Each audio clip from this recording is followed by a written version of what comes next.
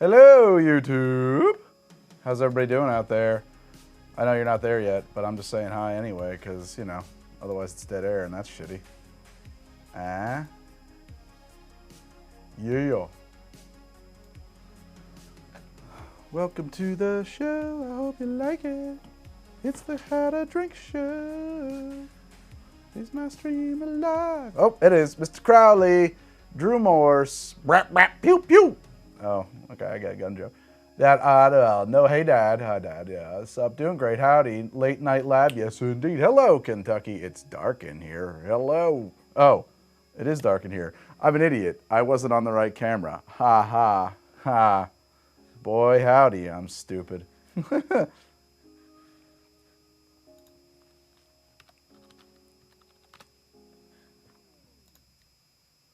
How are you all doing out there? Wow, that shit. What's up? You been drinking already? Nah.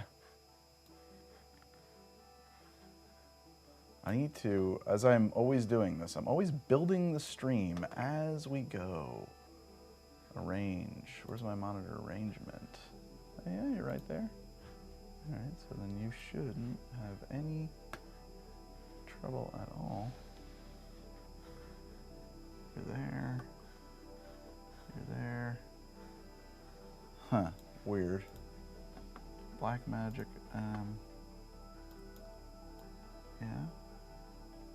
Why don't I try that?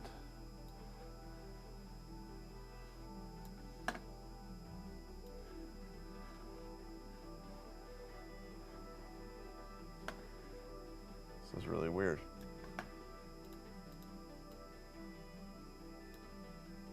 I'm sorry, I'm doing something super lame. But that didn't even work, so it's weird as fuck, yo. Super duper weird. Is there like a display 1080p? Oh, don't break the computer now, Greg. Yeah.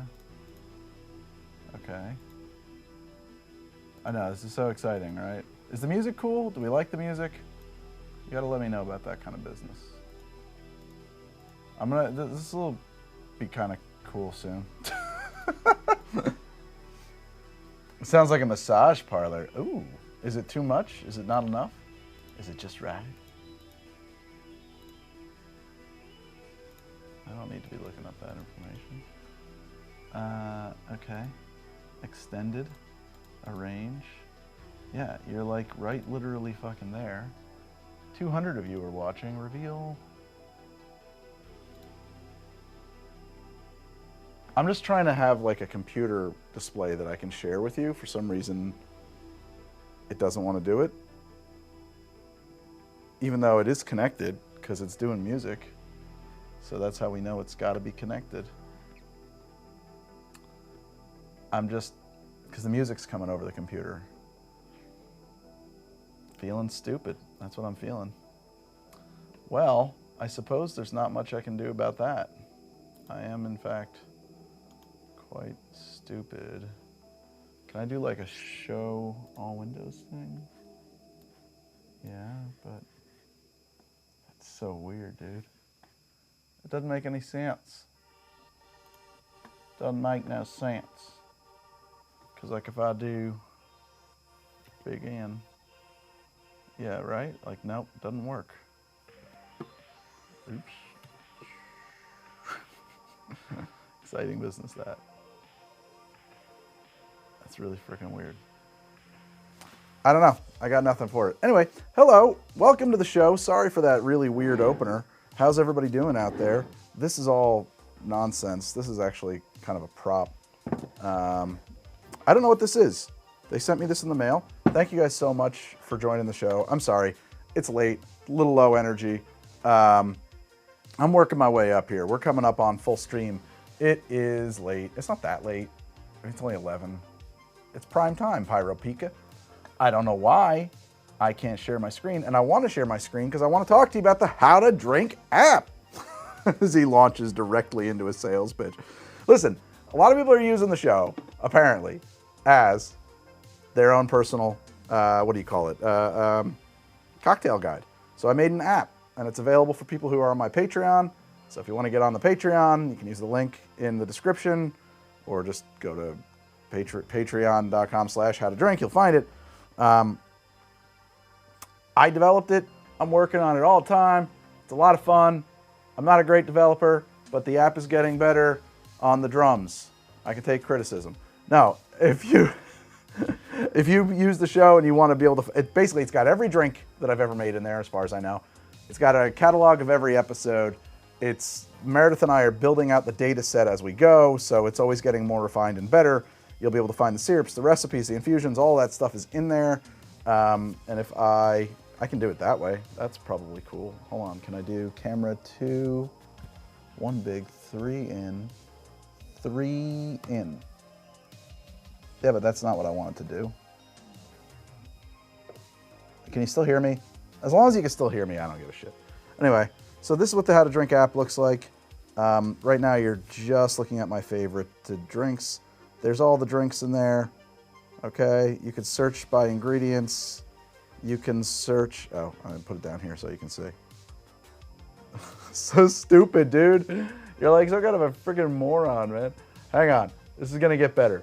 I'm gonna move that camera if I can find my control software, which needs to be relaunched because wonderful things are happening all the way around us. Jesus Christ. You get beautiful things like this kind of disaster. That's what you get. All right, let's just scrub it up.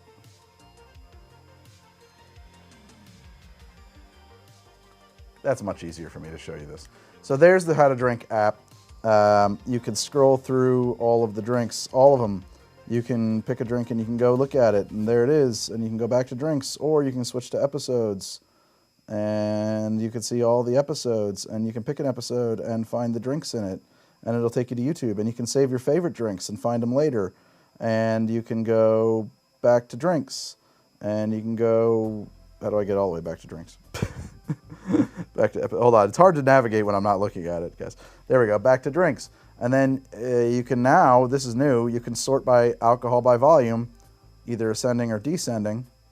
And you can find boozier drinks if that's what you're interested in. And I don't know how to get out of that. What in the hell? I gotta fix this shit. This is all not working right, but that's okay. We're back on me. So let's charge your phone. I got 22%. That's good. That's good, rock man. Anyway, so what I wanted to do, and the reason that the ABV calculator is working now, by the way, is because recent events made me think an episode called Hard Drinks for Hard Times might be cool. And so I thought, what a great opportunity to use my own app to go through my history and find my booziest drinks, and I got them right here.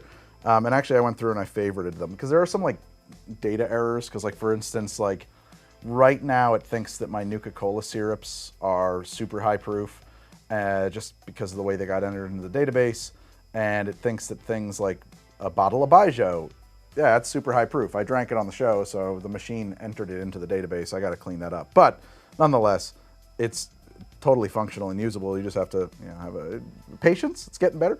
So anyway, I favorited 6 drinks for that episode. So we're going to do a mid-century old-fashioned, the Malibu-ish old-fashioned, which, lucky me, that was one of the booziest drinks.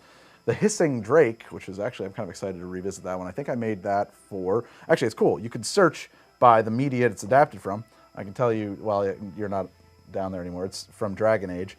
If I go back to drinks, the 1934 Zombie, the Hissing Drake, the mid-century old-fashioned, the Victory Gin Martini from 1984 seems appropriate. Apparently I made that one boozy as hell, and the Malibu-ish old-fashioned.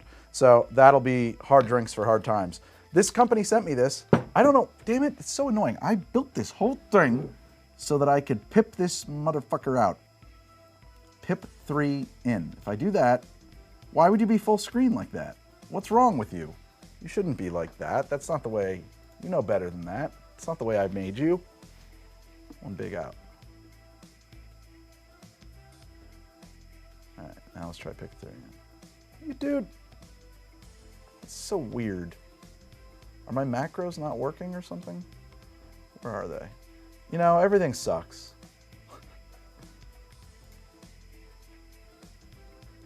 Pick 3 in. Oh, you know what I think has probably happened? Yeah. I think I fucked up here. Well, whatever. We'll just do it without close-ups. Sorry. Normally I would have my close-up camera as well. Grave cocktail for Thanksgiving. Okay. So this is Rocky's Botanical Liqueur, crafted from a blend of natural fruits, green and black teas.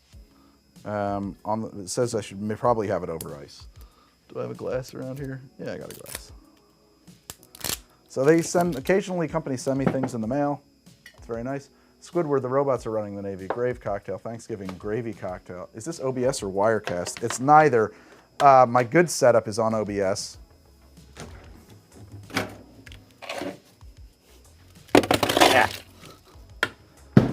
This setup is on a A10 Mini ISO, and that's why it sucks. That's why I can't get my music in here right. I can't do all my cool transitions.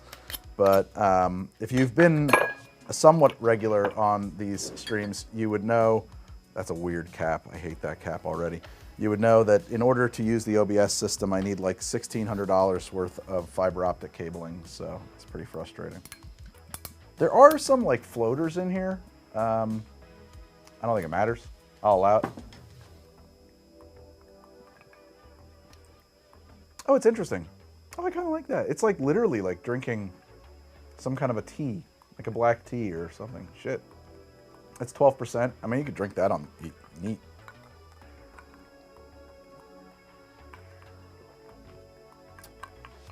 Very floral. I can't place my fingers on that, but slightly tangy, floral. It's pretty cool. That's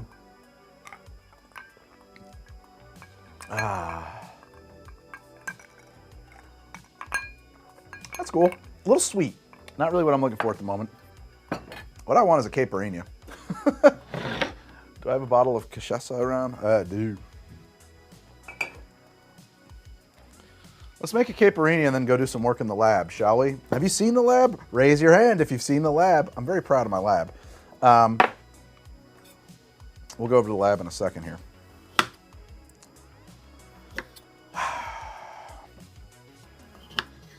Let me know if the music is too loud or too lame or too anything. I think it's awesome and just right.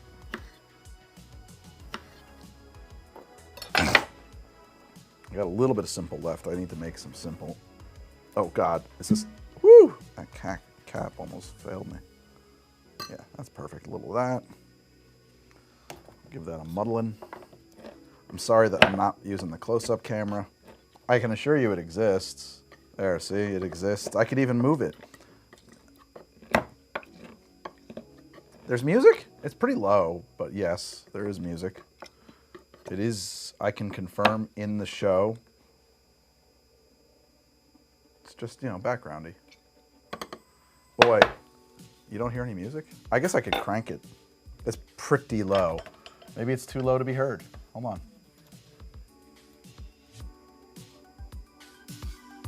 How's that? Is that better? I don't want to like blast this out. Yeah, you know what? I'm up in the Northeast, and boy, could we use a little rain. I'm hopefully thinking we're going to get a little too much now. Too much now! Christ almighty. You guys are impossible to please. I tell you, I get no respect. That's a joke for your grandfather. Oh, killing the bottle. Killing the bottle.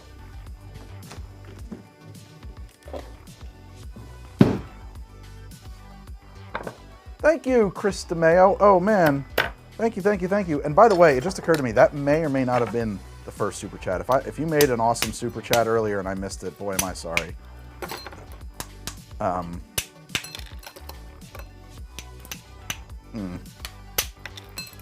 Did you ask a question, Chris? I'll check it in a second if you did. Usually the Super Chats come with a question that needs to be answered right away.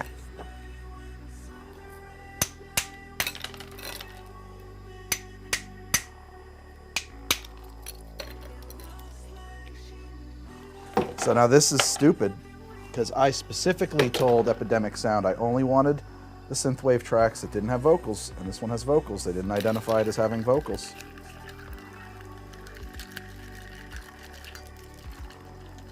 Greg needs to get drunk and do a rain dance to bring the rains to Jersey. Yeah, we're under water restriction and everything.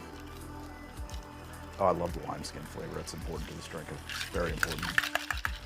Ah, yes. All right, we'll go back to camera 4 now. Thank you. Cheers to you, friends. It's a little undersweet. Whoa! Wow! Oh my God. Not that tough. Fuck. Back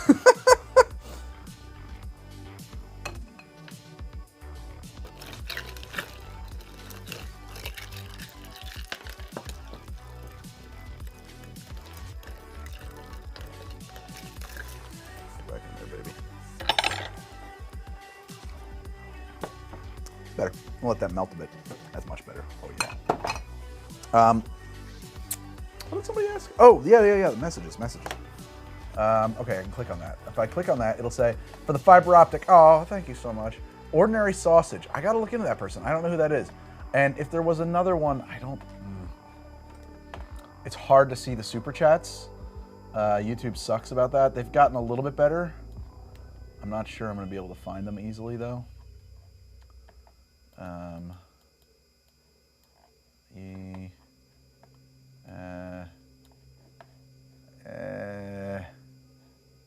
Stream setting, viewer activity maybe.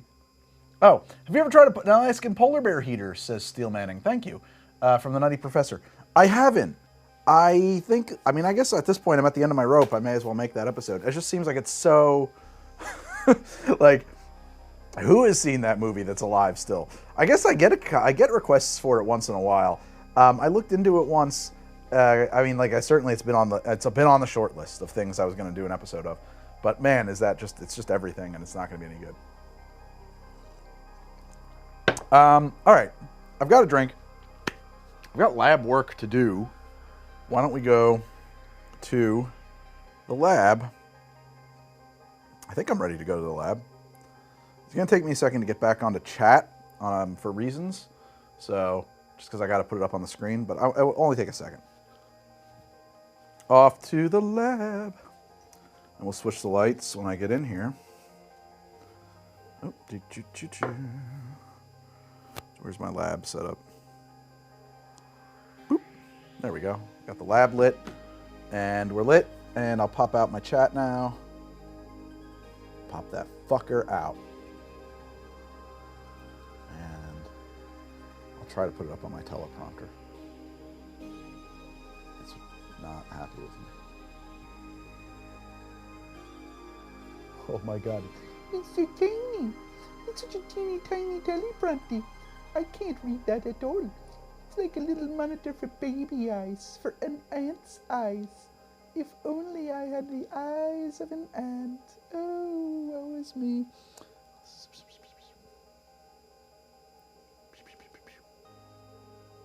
What's going on here? Okay, there we go.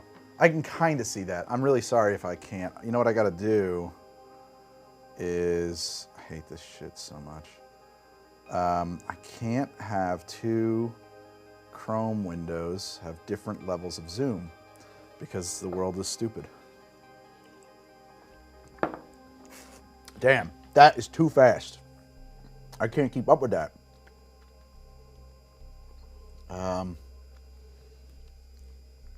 This is not great. This computer is not equal to the task. It's just like stuck. All right, this computer is barely functioning. I'll do my best. Greg, yo, show me them muscles, because why not? I don't have muscles. It would be a treat to try a run personally spiced by HTD. Complicated to do. You will be able to try my sodas soon. I'm gonna start making sodas, and yes, you'll be able to buy them.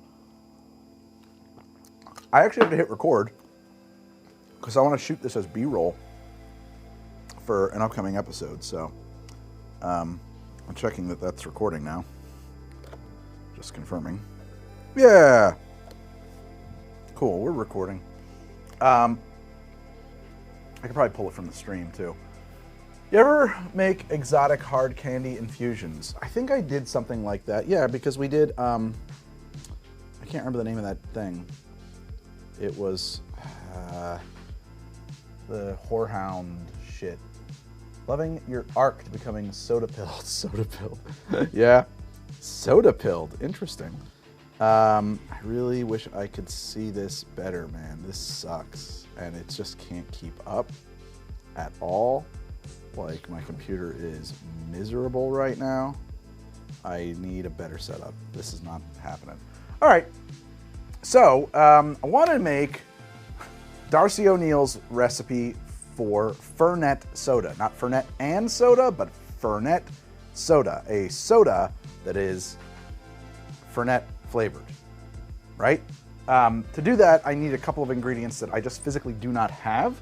I can get almost everything. He called for angelica root, oil of angelica oil. I actually couldn't find a supplier for angelica oil, so I'm gonna make an extract of that. He also used something called galangal, which is some herb I've never heard of, and also saffron, which I am familiar with. I need to make extracts of all of those. To do that, we're gonna need a scale. Zippity fucking doo-dar. You say shut, bitch.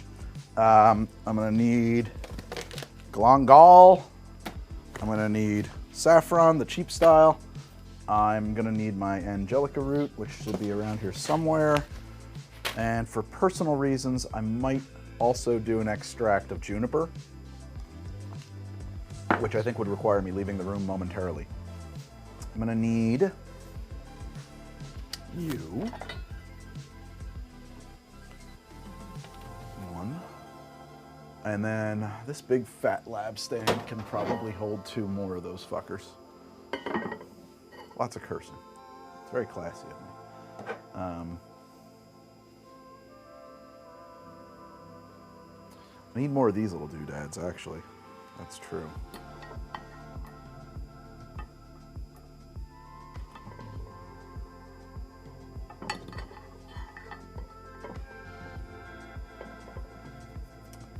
And then... Ooh! Don't break your glassware, sir. 1 and 2.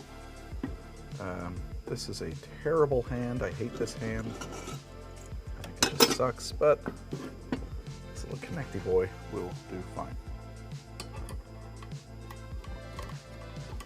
Unless it doesn't open big enough. Okay, good. Cool.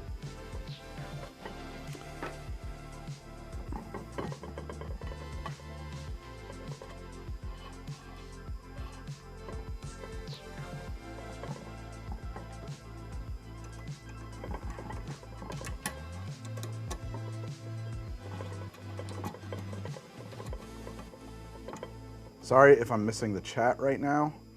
I just want to get this set up and then we'll do some more chit-chatting stuff.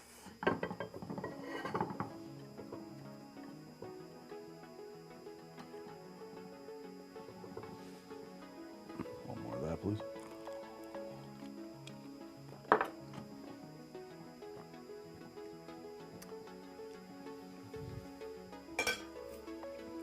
Boy, I'll tell you, if you're not on that HTD app, you sure are missing out.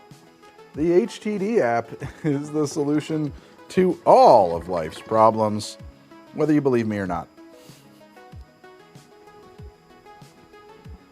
Okay. This one, if you're a chemist, you're probably saying, oh, Greg, you need a sock slit extractor. And you're right, I do.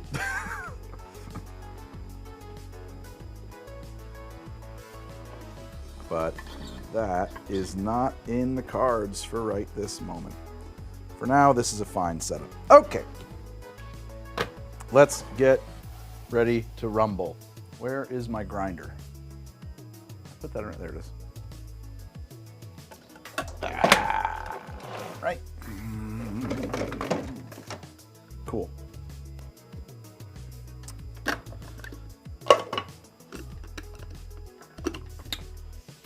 Like use this thing once. Can I weigh straight into it?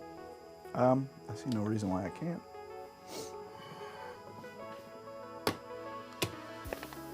Let's do the angelica first.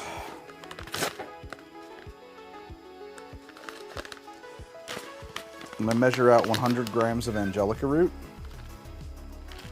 All right, well, I'm going to measure out some angelica root and note how much there is. It is a bitter smell.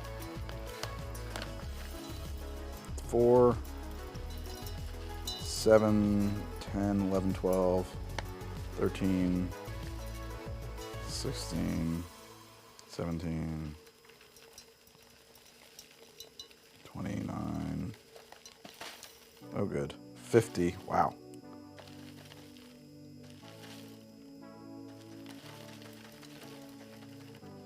All right, we're going to just do an extraction on 70 grams because that's more than enough.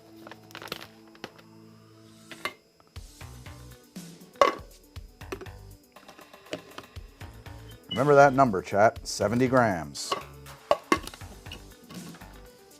Got an extension cord down here, right? Where do you terminate? You terminate over here.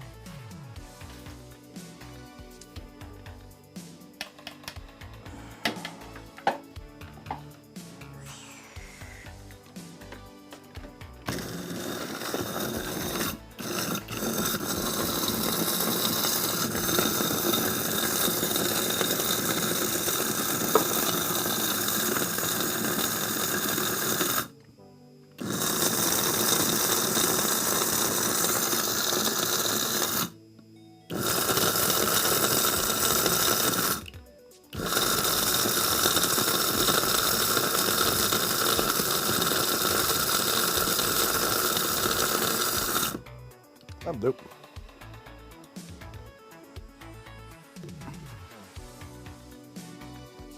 I think, yeah. Maybe a little more.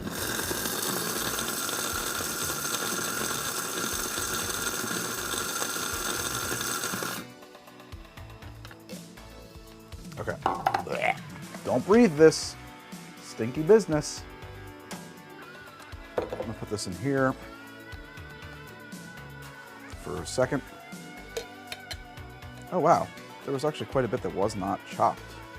Ooh, that doesn't make me very happy. Wonder why that is.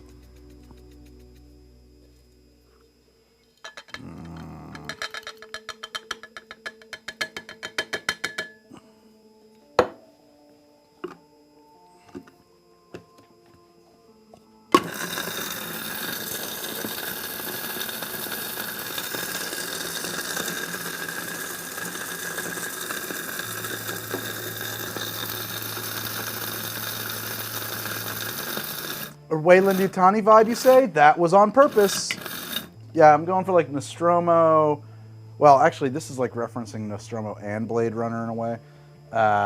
There's like a whole cyberpunk thing happening over here with this box I built and stuff, and a lot of lighting effects and stuff. Yeah, I mean, thank you. I was going for like cyberpunk stuff.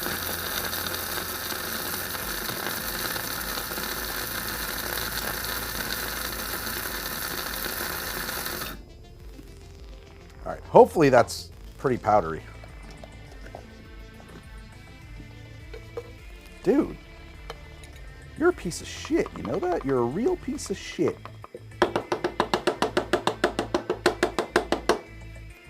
You need like a ball grinder or something, or a conical burr.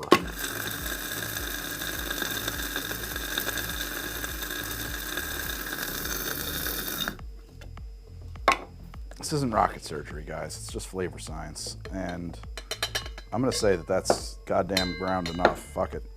All right. I need 70 mils of ethanol, also known as Everclear.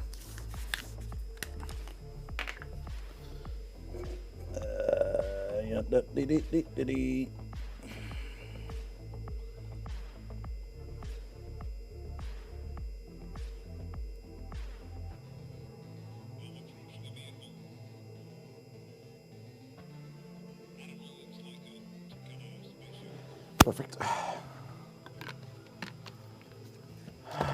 Are you clean? You're a clean wash bottle?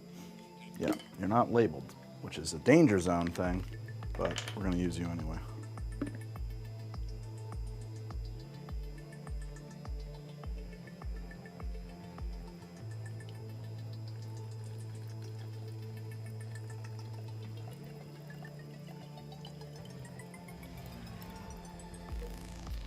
Wash bottle. Okay, So 70, we want 1 part extract medium. I don't know what you want to call that thing. This thing we're extracting, 1 part solvent. Our solvent is ethanol. Henceforth, 70 mils of each. 70 grams, 70 mils. Yeah, bada bing, bada boom. I also need 1 cotton ball, which I'll stuff down in there. I should have a bar spoon. I'll go get a bar spoon.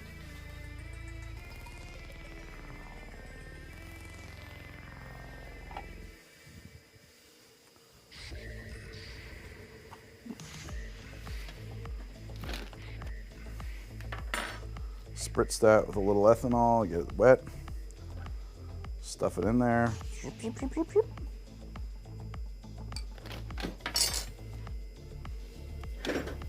Laboratory grade sand. It's half a joke, half not. A little of that in there. Just really enough to make a floor. I want to take some of my ethanol and apply it in here just to moisten this a bit, because that's going to cause it to expand, and I'd rather that expansion process start outside of the dropping funnel. These are all things I learned from a great man by the name of Darcy O'Neill. He wrote Fix the Pumps. He has a fantastic YouTube channel called Art of Drink. Fantastic Patreon too, and you should totally give him a follow, a look, and a subscribe, all of those things. And now we'll just get this in here carefully.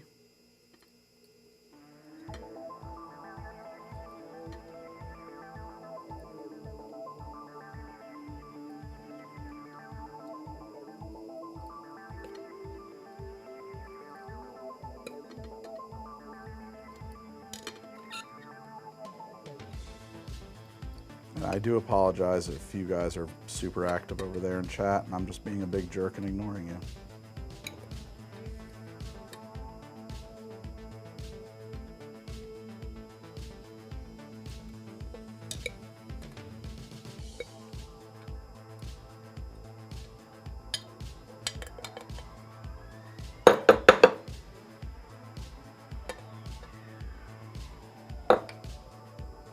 Okay, just add the rest of that ethanol into that one.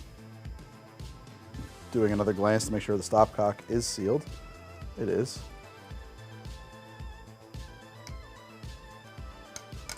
And I'm gonna wait 24 hours. That's basically the whole shebang. I like to give it a little stir.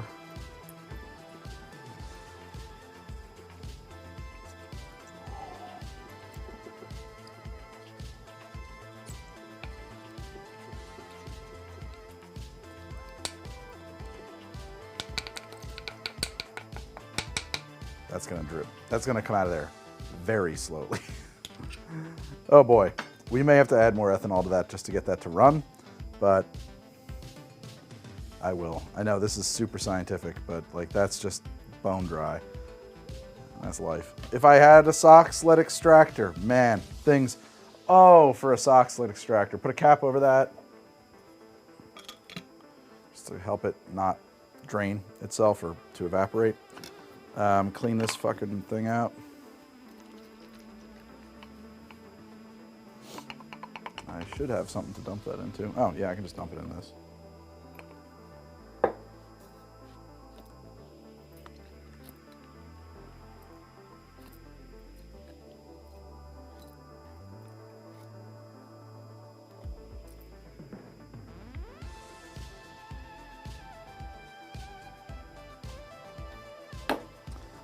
So that's extraction number 1, set up to run.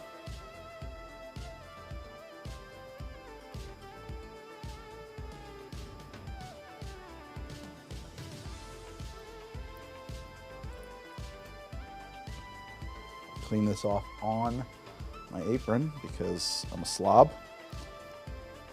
Don't worry, if you buy any of my sodas, I'm only designing the flavors. They will then be mass produced by an actual lab.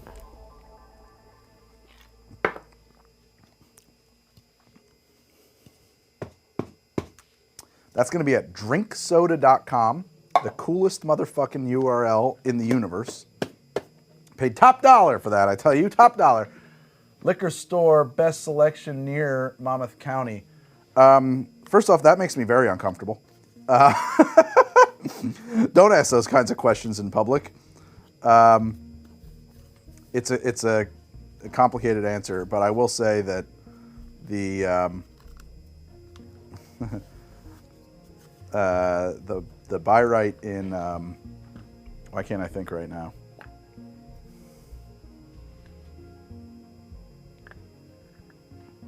The Homedale Bayreuth's not bad.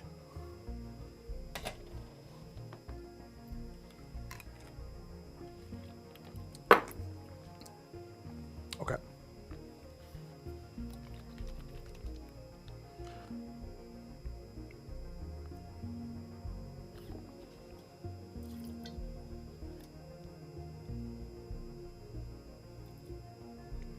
I won't have a sock sled extractor anytime soon, but I will have a centrifuge very soon because Modernist Pantry, Dave Arnold, they are sending me one. The next thing I want is a extract of saffron and galangal powder. The thing about that is that that he combined them. Initially I wasn't going to, but he knows he needs an equal part of each of them, and so they don't technically need to be separate extractions. They could just be one extraction. I kind of wanted to do them separately, but for reasons, I have 3 dropping funnels going. I don't need a 4th, so I'm going to combine these.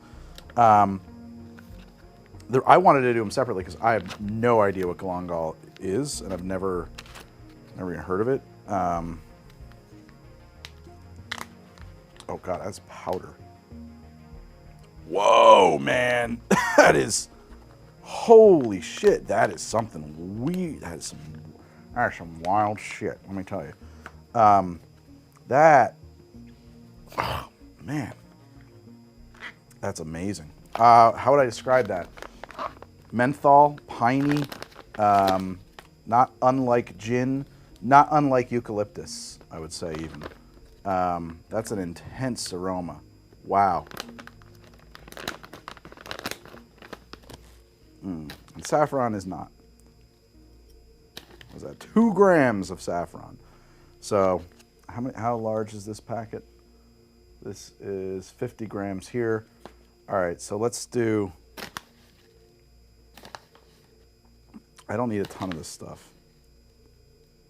10, we'll do 20 of each.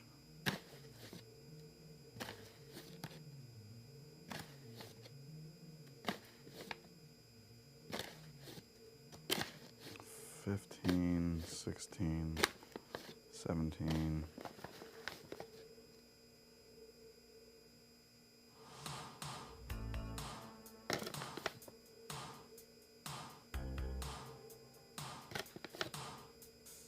There we go, 20 grams. On the one hand, I don't really need to grind this. On the other hand, I am going to, because it's going to be voluminous. It's going to be so voluminous that if I don't grind it, I'm worried that, our wash line won't be in sufficient place to actually do a decent extraction of this stuff. So we're going to grind it.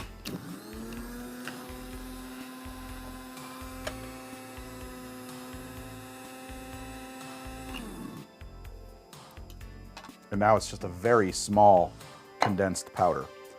And now I want 20 grams of this.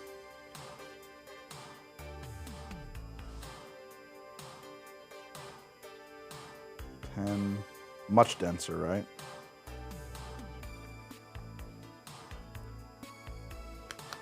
$15. It's a crazy smell. It has a crazy smell.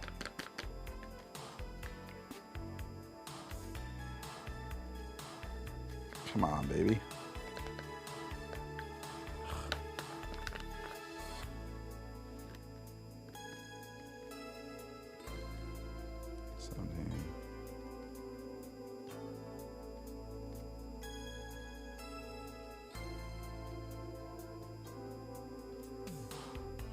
Okay. Digging this jam. It's kind of got some Doogie Howser vibes a little bit.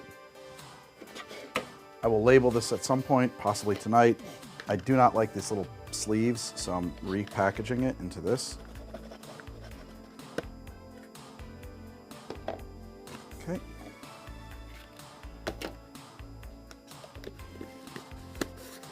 Note, long gall. I'm going to add this to the grinder. There was a tiny amount of ethanol on the surface of everything in there, which is great. Saves me the step of having to moisten everything. It's kind of already doing that.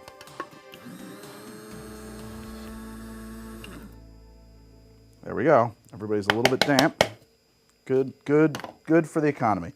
And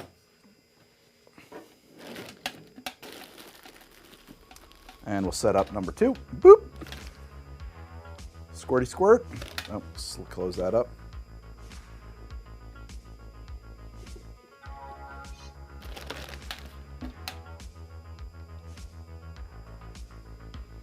And my spoonie.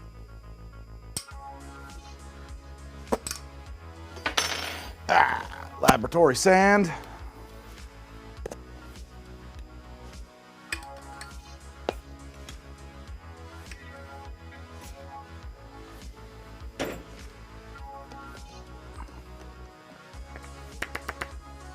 Stuff.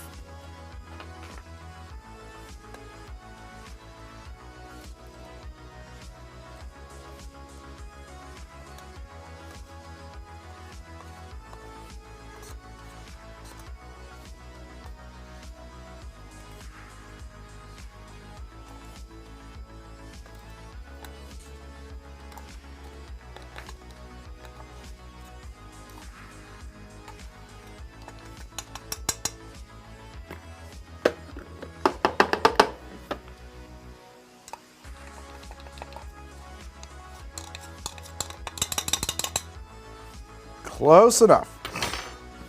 And I need 40 mils, because I did 20 and 20, of ethanol.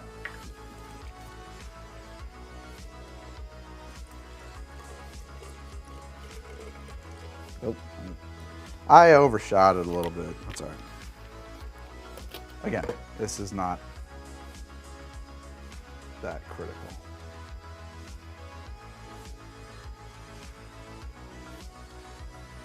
Should I be more careful? Yeah, of course I should.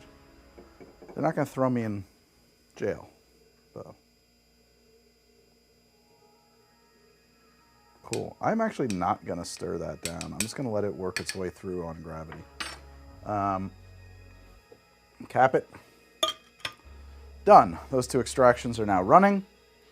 Check them, tomorrow night, something like that. Let them run. Day, 2 days, whatever.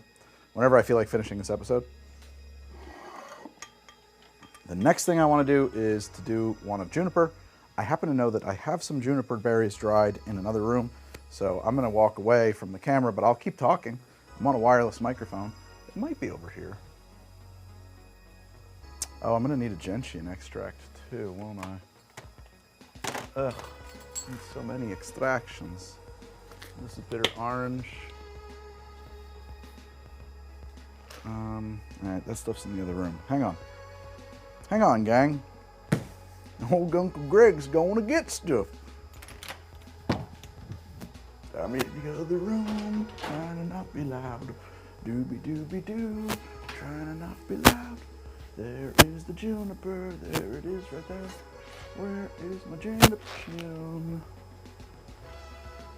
Is that it there?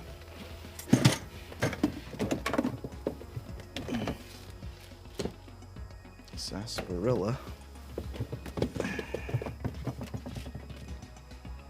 Licorice.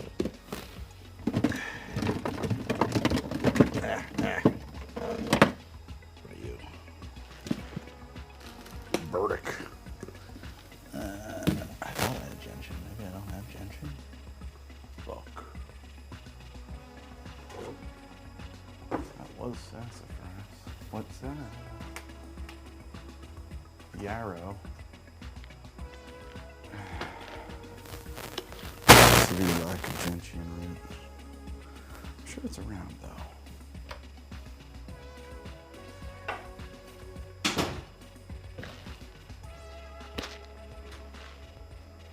Ah, I'm back.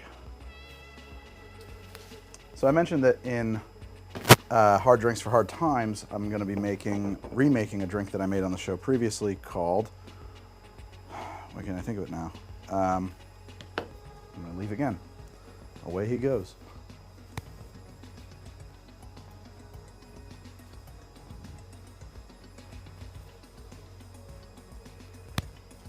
Called Victory Gin from 1984.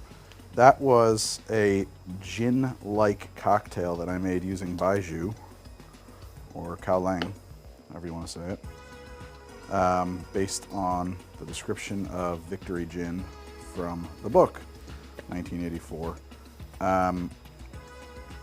I just kind of added juniper to my Victory Gin, but now I know about extracts. I'm going to make an actual juniper extract and kind of jazz that up. Maybe. I don't know. It's an idea. It's an idea.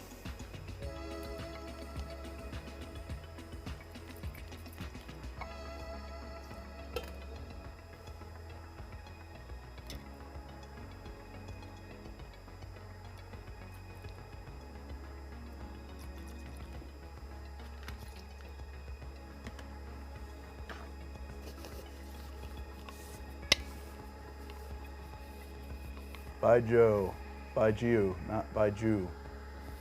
I've always heard it's Baijiu. But you're right, it's not Baijiu.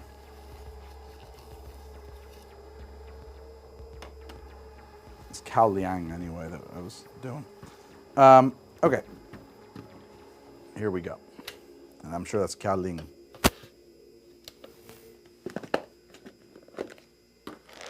Juniper berries, dried up juniper berries.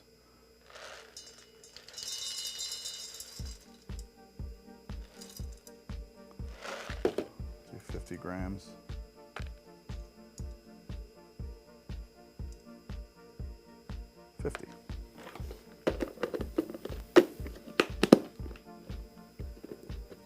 Oh, no. Gentian is water soluble.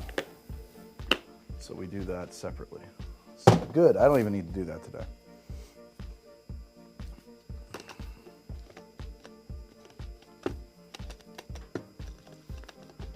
Come on, baby.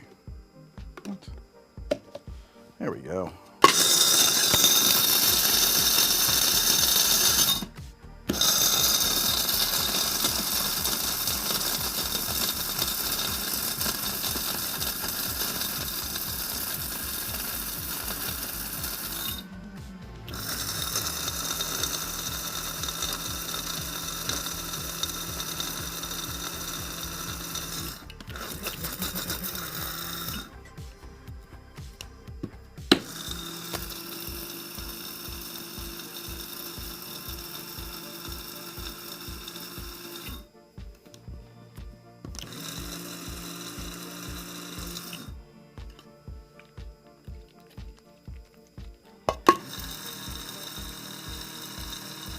Whoa! Oh man, that immediately smashed me in the face with the smell of gentian. That's fun. All right, get that out of my way. Have a little drinky do. Have I told you guys about the How to Drink app? If you're loving the show, you should probably know that much like PBS, I get no money, none whatsoever from the federal government. And it's only through the support of viewers like you that this show is actually possible. So if you love How to Drink, please check out my Patreon. It truly is keeping things, it's keeping the lights on. Things have been bad over here in the How to Drink. I don't know though, I feel like there's a sea change coming. I think drinking's gonna be real popular again all of a sudden for the next 4 years. Or forever.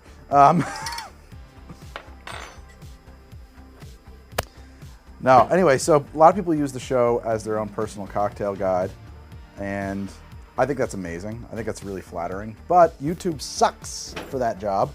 Like, it's not the way I would want to do it, and it's really hard to find things. So to make that possible, I created the How to Drink app, which I'm not able to show you at the moment because my hands are busy. Let's just Let's get our juniper mush in here.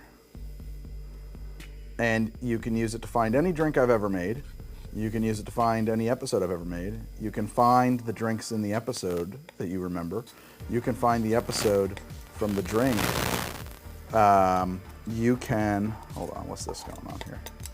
You can, sorry. Come on, scoop it out. You can save your favorite drinks and just keep them in your pocket. You can search by ingredients. You can search by tags. You can search by name. All kinds of things. As of today, you can sort by ABV, and it gives you a reasonably decent answer as to what the ABV of a given drink is. It's calculating that now. So, I don't know, it's a pretty cool app. That's my first app. That's a web app. I always say app, and people are like, where is it in the App Store? It's at htdapp.com. And so you should check it out, because obviously you're here because you love the show. Noise bursts? Level. Is my wireless pack dying? Oh, it could be.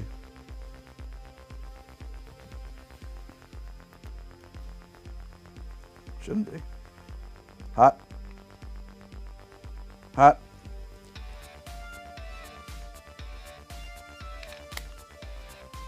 What's my battery say? Good. Good. I don't know, guys. My batteries are good. I have good signal. Wow, that's dark, but also the light is low. Super loud noise, like static. Yeah, maybe.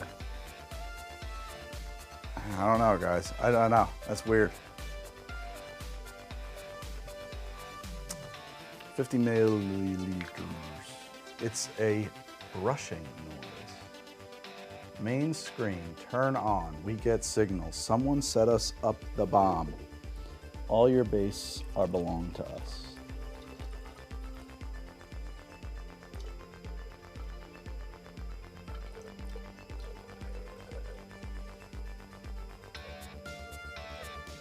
Okay.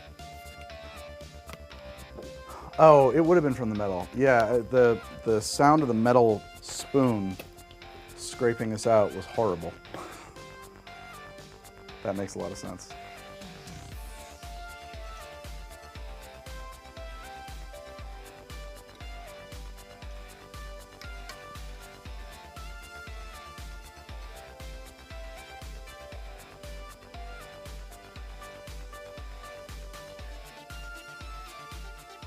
All right, 3 extractions are running.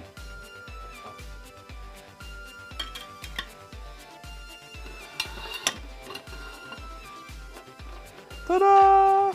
I could have put them all on one arm, but I don't know, maybe I will. Make my life a little easier, right?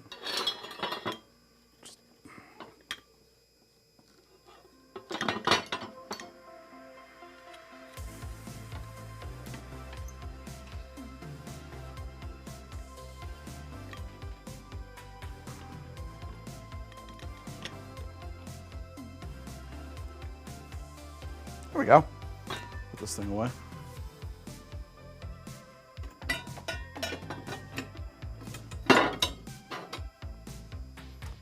Cool. 3 extractions are going. Now I can talk to the chat room. How's it going out there, gang? How you doing? No drugs if you get Patreon. New super chat. I know that. Okay, so those are it's all much easier to read in the other space. Let me go over there and only question is, do you like this like that? Is that cool? Or do we like the white? I mean, it can be any color I want. I don't know. Interesting questions. Interesting questions. They're not that interesting, but they're interesting to me. Okay. I return. Let's do some super chats. Let me read that stuff. How'd this get all sticky? That's gross. Why can't I read this? Can I please have this screen be readable? Thank you. Okay, why not use a whipper and nitrous to rapidly infuse them? Wouldn't that be faster and more efficient for your show, at least? Great question. That is not a technique that Darcy O'Neill endorses or that is used in like laboratories or to make a like an understood measured extraction. So 1 part stuff and 1 part solvent is sort of what the term extract means. Like when you buy such and such extract, that's what it's implying. Or at the very least it is on the lab level, or so I've been told. So as a result of that, in order for recipes to be repeatable, if Darcy says to me, hey, I'm using, or if a spec sheet says, let's use, I don't know, 200 parts per million Angelica root, and he uses 100% pure Angelica oil, and he uses, I'm just pulling numbers out of my head, 2 milliliters to exact 200 parts per million, I know that if I use an extract, I need 4 milliliters, right? Like, so it's just, it makes it, and if I do that this way, or at least I'll be close enough. Does that make any sense? Oh, well, thank you, JS2K. Thank you very much, JS2K. That soft thank you was for the Midnight Local thing, but the money, I mean, thank you very much. Yeah, so that's basically the thinking there. It's just so that it's repeatable and translatable. Also, I haven't tested it much, but I don't think that nitrous whipper extraction is a phenomenal method for extracting from like hardy dry things like roots. I think it's really good for fruit and herbs and stuff like that that have like, that are not dried. I just don't think it would, I don't know, I haven't tested it. I just don't know that it works that well for that. Hello, Craig. Yeah, okay, Jonah. My name is Greg. Polar bear heater, dying for a collab with ordinary sausage. Is using the Lazzaroni version of maraschino liqueur a good substitute for Luxardo maraschino? No alcohol store near me has it. I don't know if I have it. If I had the Lazzaroni one, I would try it. The only other one I'm familiar with is, oh, I do have it.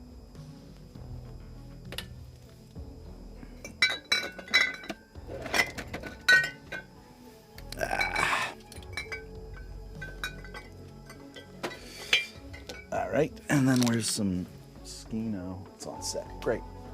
All right, I just need a little bit of glassware here. I haven't even opened this bottle. This will be fun.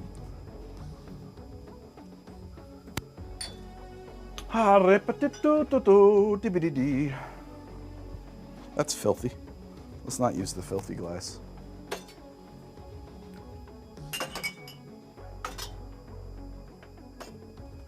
These will be fine, right? These are clean enough, at least. All right, let's do a quick comparison of Lazzaroni Maraschini and Luxardo Maraschino.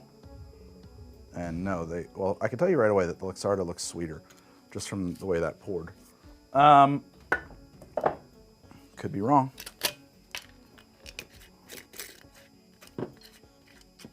Okay, here we go. Luxardo. Ooh, sweet, nutty, just lovely, woodsy. Really nothing that you would immediately recognize as a cherry note until you really start to think about it. And you're like, oh, I can see what that is. Oh, that's cherry related. But it's not like a cherry flavor that you're familiar with, like from cherry flavored ice cream and stuff like that. Cherry lipstick ice cream, very nice.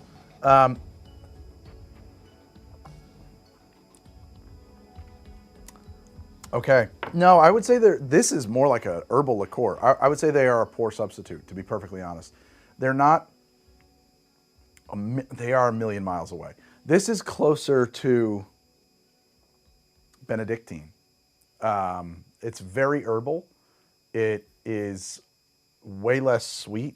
I'll bet it's actually maybe even higher proof. It's 25%. This is...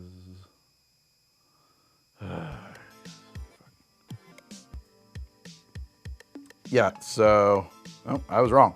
This is higher proof somehow. So I don't know, I would say it's a tough sweet combo. I think maybe if you're using this, use more sweetness. but it's also not really quite the same thing. Yo, Greg, you unknowingly helped me unlock my cooking career by talking about flavors and drinks during the pandemic. Oh my God, the fat bard man. Thank you. Thank you. Oh, Batman.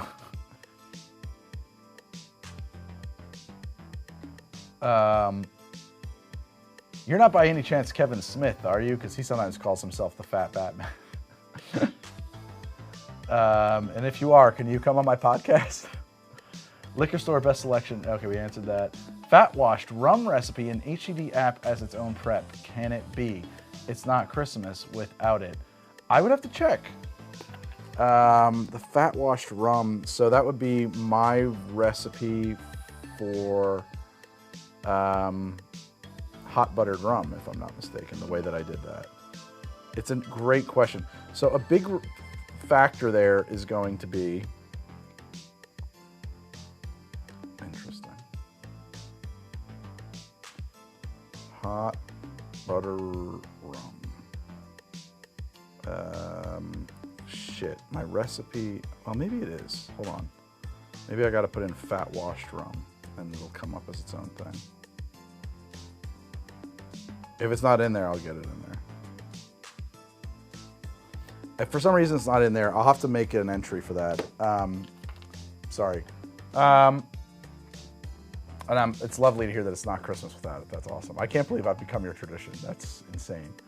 Donald Bizelli. I don't know what that means, but okay. Love your work. It's only 9 p.m. having a bullet old-fashioned with maple syrup, as you recommend. Ooh, thank you. And I think that, oh, for the sock slit, yeah. I think we're all good. I think we've caught up. All right, thank you all. Maple teats juice, yes.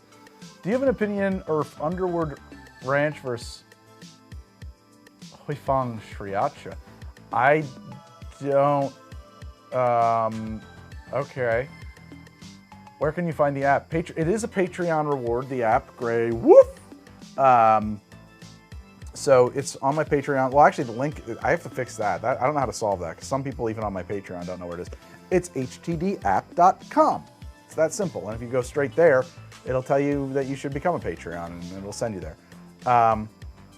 So yeah, htdapp.com is all you need in your life. It's gonna make your life so good. Have I ever made a drink with fish sauce? No. I have made a drink with squid ink. I hated it. I truly hated it. But yeah, so there you go. What did they send me? Liber & Company sent me a bunch of syrups recently. They're grenadine, looking for something exciting, something I've never had before. Passion fruit, both of these are delicious, but I've had them. Come on, guys, where's the surprises? Tropical passion fruit syrup, is that not? It is the same. Oh, maybe they're just showing me their new bottles. No, but this is caramelized fig syrup. Interesting. And also there's a bunch of beautiful Roman golden coins in here. I mean, what a nice little kit to send me. And a note. They say, "Dear Greg, thank you for the creative energy you pour into our industry. We hope you enjoy the new custom bottles and a brand refresh." Right, because Liber & Company's changing their look. They're going from this to this. Cool. I don't know, it's gonna take some getting used to for me, I think. I like this, but I'll enjoy this. I do want to see what caramelized fig syrup does when I make a soda with it. Soda. Give me something I can make a soda with. A glass. I know. It just occurred to me that I'm off the show. I'm off the show. I'm out. I'm over here now. This is so stupid. Where can I guess I can use this. This will be fine. It'll be weird, but fine. And now I'm over here. I'm still off the show.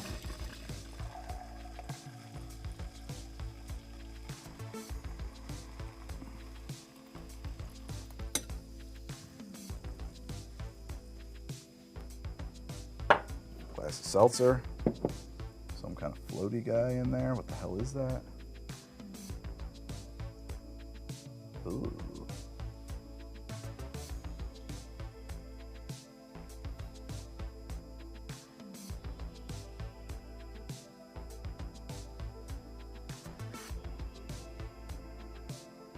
Hell no, I'm not drinking that. That looks like a forbidden sesame seed. I mean, I only say that because there ain't nothing like a fucking sesame seed out here. I don't know what the hell else that would be except for a fucking... It's got like a garage full of tapeworm eggs. That's terrifying. That's a terrifying prospect. Well, you hot dang, AJ. You never managed to catch one of these. No, I don't want to do that, continents and condiments. I would strongly encourage nobody to do that. It was horrible. The forbidden sesame seed is the one on the toilet paper. Well, yeah, that's true. God, this stream got fucking gross.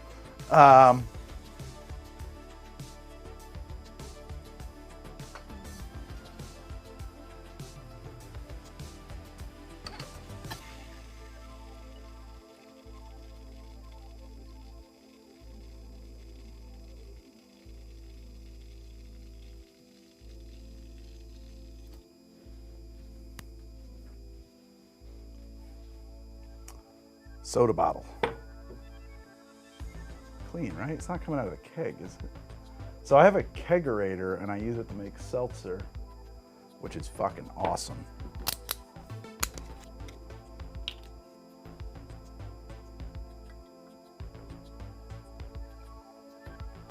Of course you will. I mean, like I knew that was gonna happen. But...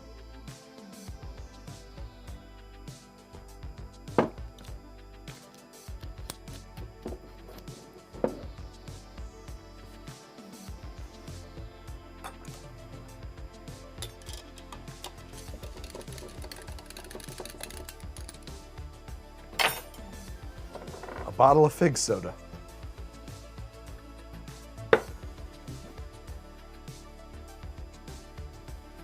It's nice. That's really cool. It tastes like a fig Newton with like extra round and buttery notes.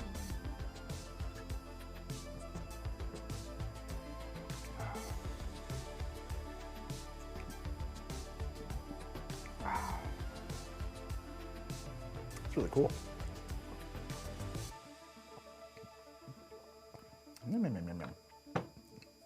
A figgy soda pudding, but is it round? Yeah, it's kind of round. In your kegerator, do you risk doing the quick forced carb with putting CO2 in through the out and shaking? Do you have an opinion on it if it's actually dangerous? No. I don't have an opinion on that, and I don't do that. I don't know why it would be dangerous. I mean, I think you could screw up your valves on that. No, what I got was carbonator caps. So, you know the hatch, the door, the opening on a corny keg? I have ones that have a gas inlet in it, and that connects to a piece of like flexible tubing that goes down to an air stone at the bottom of the keg. So I carbonate it, I gas it through that. So CO2 enters the keg through these tiny, tiny little bubbles of CO2, right? And so it's just like always like fizzing up in through there. Gives it a lot more surface area supposedly and helps it ferment, helps it carbonate. And I have room in my kegerator for 4 kegs, and I keep 2 seltzers going all the time. And that way I never really run out of seltzer.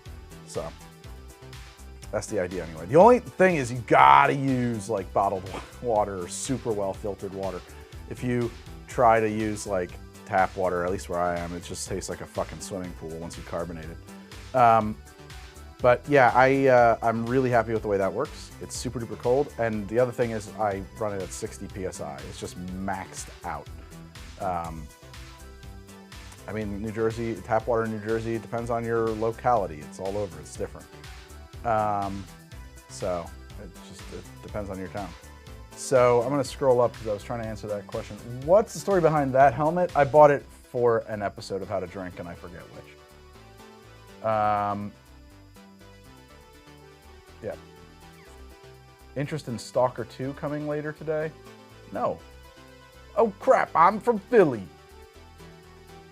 Yep. It was the mead episode. It was it? Yeah. But which mead episode? Because it wasn't the one when I made all the meads in Skyrim. It might have been the one when I made the Skyrim cocktails. Because I know I've had it for at least that long. And I know it's been like used as a stupid prop in a few episodes, so. Yeah, I could get a reverse Oz system. That's money.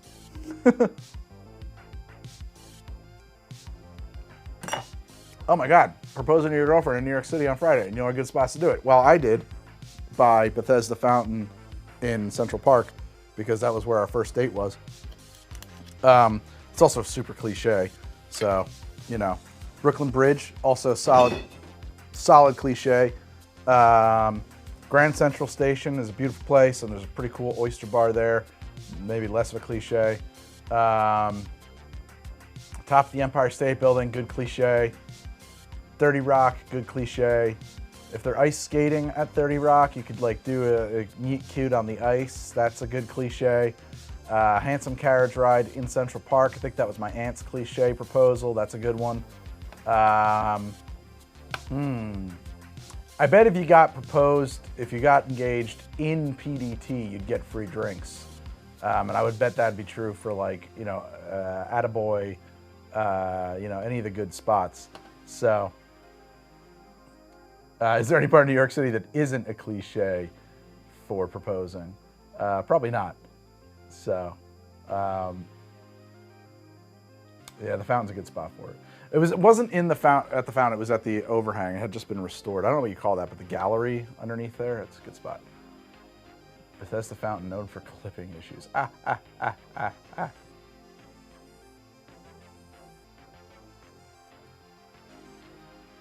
The Ghostbusters Firehouse. Dude, right around the corner from the Ghostbusters Firehouse is a place called Bubby's, which is the best brunch you'll ever have in your life. So, do that.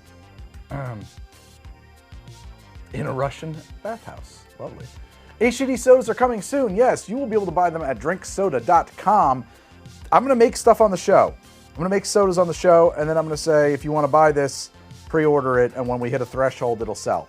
We'll run the production line, and everybody will get their sodas. So it might take a month. It might take many months. But, you know, you don't get charged until it goes, so it's zero risk to you. It's zero risk to me because I'm not outlaying a bunch of upfront cash more so than I need to, you know, at a minimum here.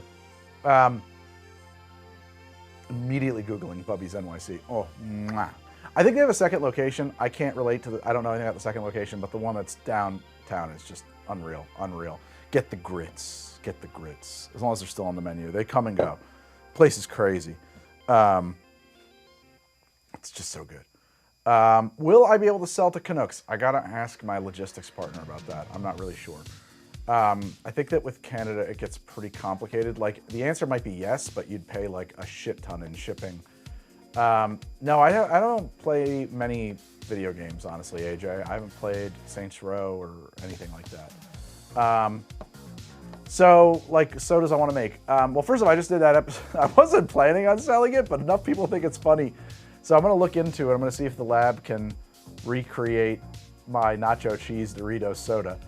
But probably not. I think that that cannot be made shelf stable. I do want to make Beverly. You know Beverly, if you've ever been to Epcot or you've been to the World of Coke in Atlanta, you might know Beverly.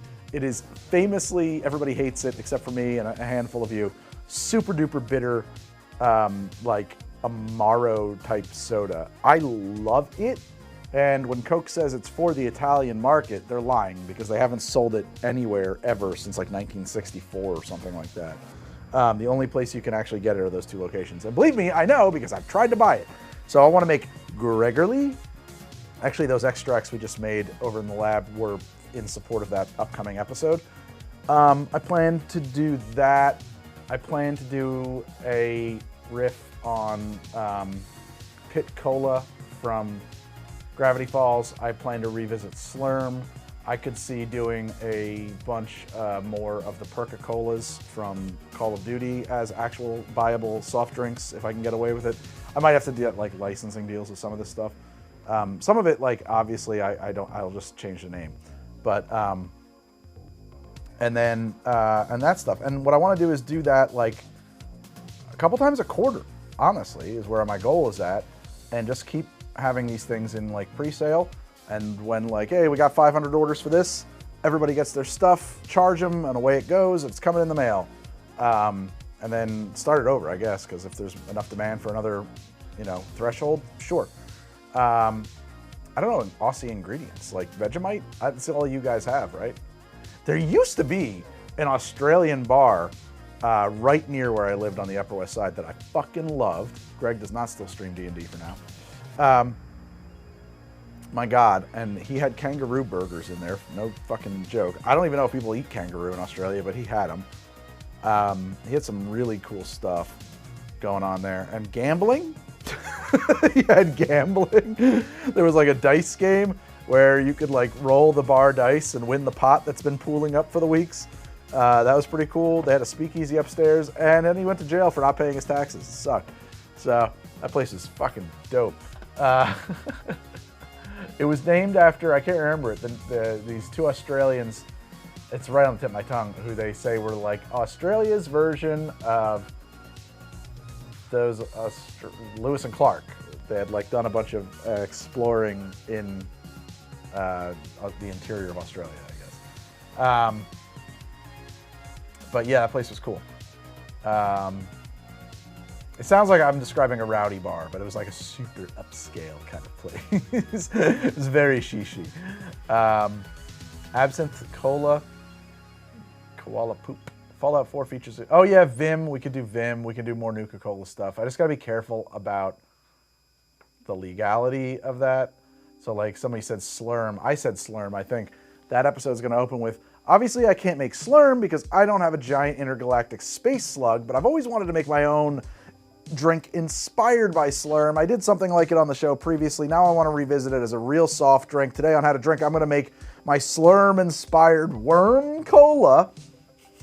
And then maybe there'll be a link to where you can download your own labels to stick on the bottles after you get them in home.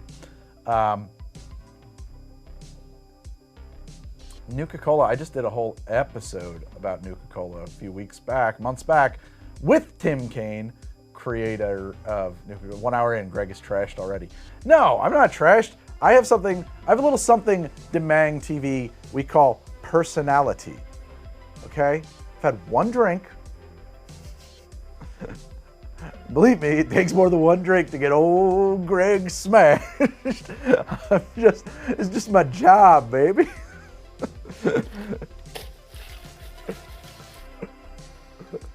I probably should have another drink, but I'm out of simple syrup and I'm fucking lazy. I'm thirsty. I want another drink.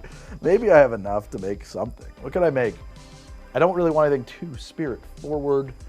I am feeling, I don't want to go crazy. I don't want anything too sweet either. What I would actually have is a gin Ricky. Yeah, that'll be fine. We'll do a Ricky. Ricky Tikki Tavi. Do I have any? I don't, so we'll just do it the other way. Okay. All right, I'm going to be on and off camera for a minute here while I collect things. Glassware. Need a little more glassware. I guess it's all in the kitchen, and I don't want to go to the kitchen. Do I have anything I can put this in? You son of a bitch! Yeah, I guess this works.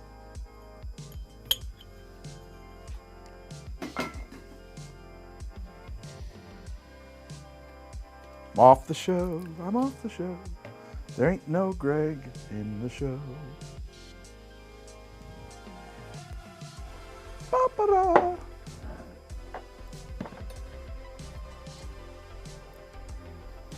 My juicer's not present, so we're going to do this a little differently too.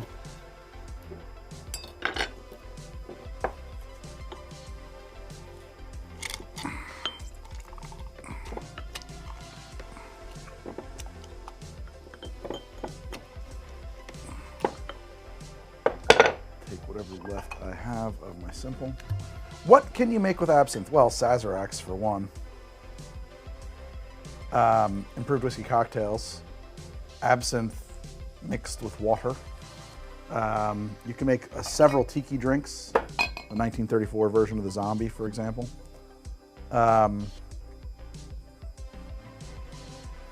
Geez, the absinthe frappe, which I've heard people tell me that they love that drink. I think that they are lying.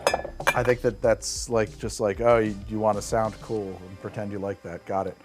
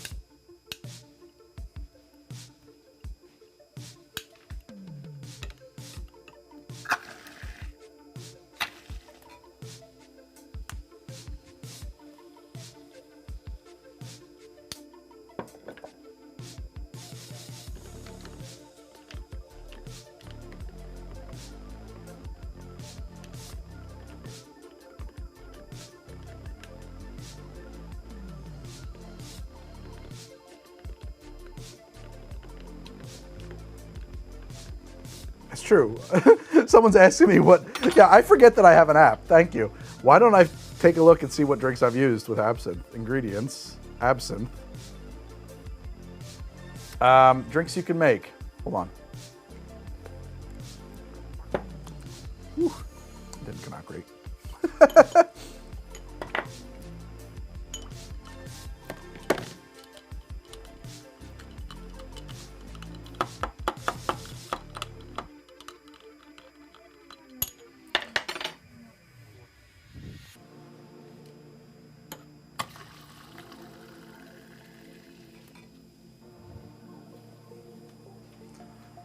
My seltzer's so cold, I don't really need ice.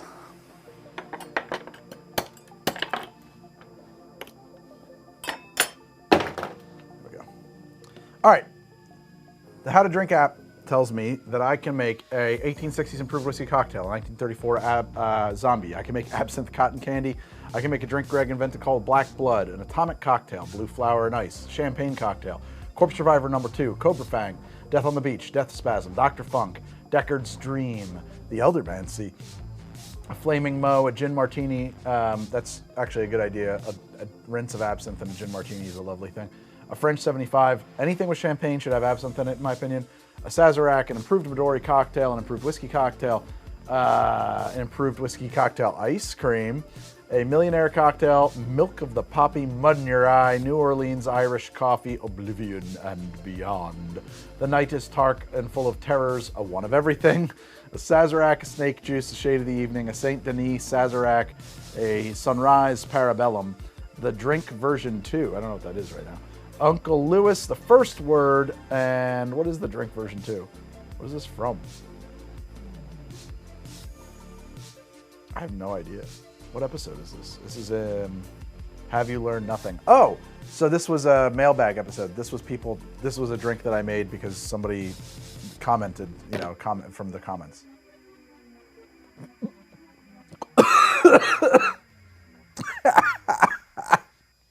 That day's fine. It just went down the wrong way. Does the drink include the horrible cocktails too? Yes, it does. They're marked as cursed, and they have a little green frowny face. So I built a parser that leverages ChatGPT to essentially read through episode descriptions that were mostly written by Meredith and turn them into episode entries in the database and also the drinks that are in the database. And so it's really good. It was able to add 1,300 drinks to the database in like an hour, which is just fucking nuts. And it did and it added all the ingredients and all the units of measurement and all of the everything, right? And it made choices about what was and wasn't cursed. That information was all on the back end, and I only just now surfaced it on the front end. I added this little frowny face for drinks that are cursed. And I'm noticing it applied to drinks that I don't know that were cursed. So I'm going to go back as part of the data refinement process that Meredith and I are embarking on that is going to just take forever.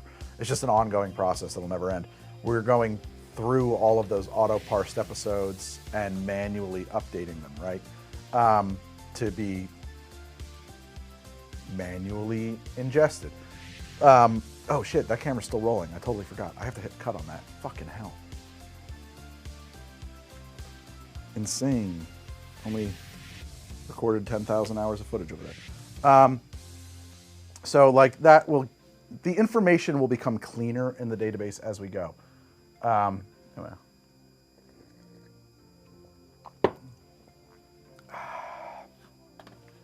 I don't like Monkey 47. Next time you do a video where we ruin drinks by changing one word, could you do a Eth becomes her? Is that Beth? In honor of Breaking Bad, I think it would be funny if you did your own drinks. I never watched Breaking Bad. Oh, Greg. Yep, the color chartreuse is named after the liquor. What do you think of infinity bottles? I think it's cool. I never built one, but I think it's cool. Would you ever do another non-alcoholic spirit episode with better non-alcoholic spirits? Big Five, I am convinced that non-alcoholic spirits are garbage. Are they a new size or a complete change in bottle? I don't know. I think you're talking about these. Sorry, I'm going to come back to 375, 280. So they are slightly different sizes. Okay, I am convinced that non-alcoholic spirits suck. I would love to be impressed in another direction. I also know that non-alcoholic cocktails are great. They can be great. I don't think a bottle of fake gin is the way to achieve that. There's a lot of problems with fake gin in particular. So one of the problems with non-alcoholic spirits is that a lot of the stuff that makes alcohol like gin taste like gin is oil. It is stuff that is essentially only going to be soluble in ethanol. And when you take the ethanol out, you can't get those flavors in there. It's physically impossible. Certainly it's impossible if you want to look like gin. Maybe you could do some kind of an emulsification, but then you'd have look like salad dressing. So I think it's a loser plan. I think that there are much better ways to make, what's the word I'm looking for here? Like, I think there's better ways to do your non-alcoholic cocktails. I also think that they're all overpriced. I think that non-alcoholic spirits are outrageously expensive. And I think that soft drinks that get branded as a non-alcoholic cocktail are outrageously expensive. Just outrageously expensive. And there's no fucking reason for it because it's flavored water and soda pops. That's what those things are, right? I got really annoyed about it. There was we were talking at one point about, I guess in the girly world of Instagram, and I don't mean that in a gendered way, I just mean that's who's being marketed to with this stuff. It is in a gendered way, Greg. You know what I'm saying? I'm on a different Instagram than my wife. Let's just put it that way. But there's, I guess, all of these goop type non-alcoholic cocktails that are supposed to be full of adaptogens and nootropics, and they create a non-alcohol based euphoric sense. And I was laughing with Meredith. I was like, what is this brand gobbledygook? Why do these words exist in a world that has largely legalized marijuana? I don't even understand. Who needs this $30? And that's not, the prices were fucking insane. We didn't do the episode because I was like, we're going to lose money on this. I cannot buy enough of these things to do a meaningful review. They're so expensive. The one company, it was $70 for 3 drinks. I blew my fucking mind. So I hate Monkey 47. The more that would have been so good with Tanqueray. God damn it. What a waste. I just don't like it. To the drain with you. Overrated. It drives me nuts. So yes, I want to make my own non-alcoholic cocktails. My plan is for them to be soft drinks. They're going to cost what soft drinks cost. And there'll be great non-alcoholic cocktails in their own right, but they'll have recipes on them for add 2 ounces of vodka to this to make it into a Moscow Mule kind of thing, So they'll be alcoholic cocktails missing the alcohol. It's going to take some work to balance those. But there's absolutely no reason for those things to be as expensive as they are. Cereal Mom was fantastic. Thank you from a millennial film enthusiast who wasn't aware of that John Waters film. Pink Flamingo's Goatsy reference with the opening title, Sideways. Mom? Okay. Let me come on down here on the super chats. Oh, that was your 20th super chat, Tyson. Wow, thank you so much. Fan of the show, wanted to run by you some ideas of what additions a person could add, I gotta scroll over, it's so hard, to a whiskey highball. Bitters, right away, bitters. Whiskey, you mean like a Scotch highball, like a Scotch and soda? So bitters for sure, citrus for sure. I mean, those are obvious choices. I think that you could, they're bone dry, a highball, right? Like it's got no seltzer, no sweetness in it. You could add any Amaro or liqueur you want and steer things in that direction in small quantities. You could do syrups in them, right? Like, I don't know, I mean, God damn, the world is wide open. You're talking about whiskey and soda, unless we're talking about two different things. I'm gonna scroll down. Best bartender of all YouTube time. Oh my God, thank you, thank you, thank you, thank you. That can't be true.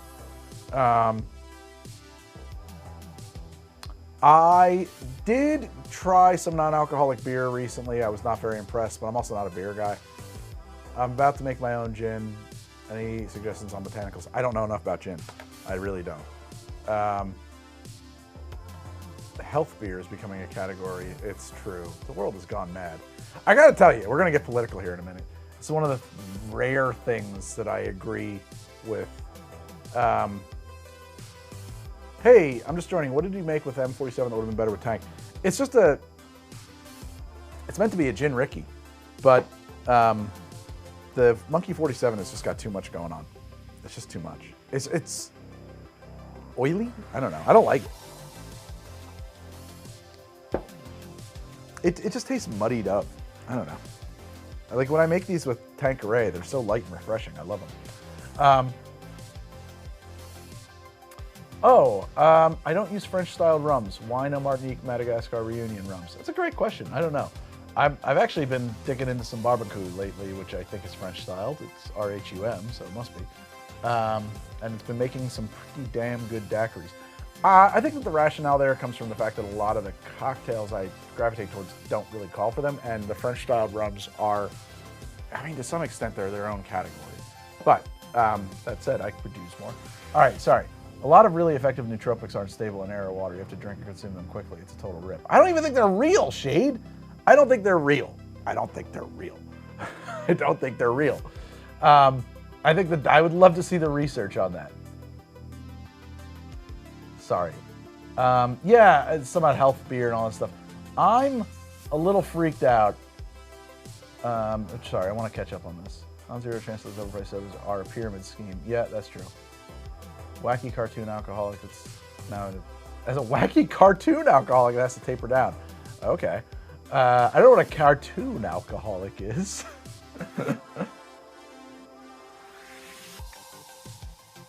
I like hops. Yeah. The hair's askew. Is Greg going deep? No, this is just what my hair looks like when I'm not on camera. I'm just a mess. I also really need a haircut, and I don't have any product in it. That's all. I'm not just like, I'm not, you know, pick the wrong day to quit sniffing glue. No, it's just, it kind of gets big. How to add a highball but not turn it into an old-fashioned alcohol, Scotch, my preferred whiskey. Either is how to add a highball but not turn it into, I don't, it's a tough question because I don't understand what is missing. I think the better question is what's missing from the highball. You already like the Scotch highball. What do you want it to have that it doesn't have? I would say that the reason I say bitters is because it's going to be missing some bottom notes. I mean, a whiskey highball, a Scotch highball tends to be kind of thin. And it takes the flavor of a Scotch that, as you say, you're going for like a Highland, which is already a really refined flavor. It doesn't have a lot of harsh edges on it. And it thins it out and it takes that evolution and lengthens it. So it takes something that I think was already pretty subdued, if I may, and subdues it further. So I think you put bitters in there and you juice it up, right? I think you can add citrus to it or something like that. But then you're right, it does That moves it into a different direction to me. Adding some bitters doesn't. I don't know why. Because then it becomes like almost like a John Collins once you start putting citrus in there. And I think that adding an Amaro a little bit, like, so if you did 2 ounces of scotch and a half an ounce of an Amaro or a liqueur or whatever, or an Amaro or a liqueur, would be cool. I think you could also do rinses. I think a rinse of Fernet might be interesting. I don't know. I think a rinse of absinthe might be interesting. None of those things in their own right are going to turn it into a bubbly old fashioned. So, some ideas. There's no legal definition for what counts as nootropic. Exactly.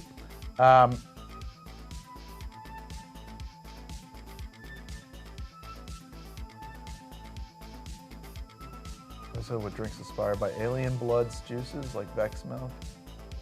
Interesting. Unaged rum. There's no only one.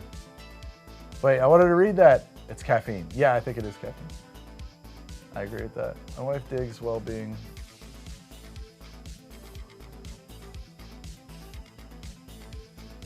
What? Fond memories of the big Piracetum craze. I don't know what the hell that is. This song fucking slaps. You would buy the Nicola. I could probably get permission to sell that one, actually. I could probably get permission to actually go to market with Nicola. Somebody asked me before, what do I think of infinity bottles? Is that you again? I thought I responded to that. You paid money for that answer. I think that that's a neat idea. I don't have any problem with it. I've never built one.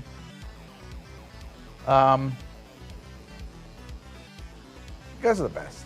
You're the best. We're getting Daft Punky, and I'm not complaining. Hell yeah. Yeah.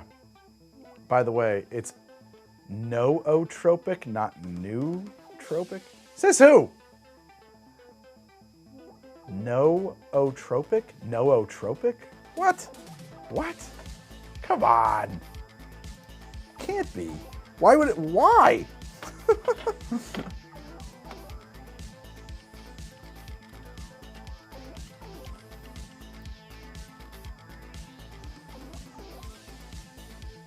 Hold on, I'm gonna hear it. Nootropic. No, man, they say right here, nootropic. Nootropic. Nah, it's nootropic. I guess it's nootropic. It's supposed to nootropic, but I'm gonna chalk that up to regional pronunciations. It is nootropic. Nootropic.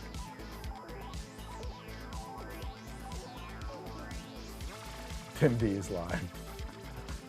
Can you make a Peruvian flake? I cannot. I mean, I might be able to, but I can't. Read the questions, please. We don't know what your answer is. Fair point. Fair point. That is a very good point. What you think of mezcal and or top drinks? I don't know how to answer that. Nu is Greek for knowledge.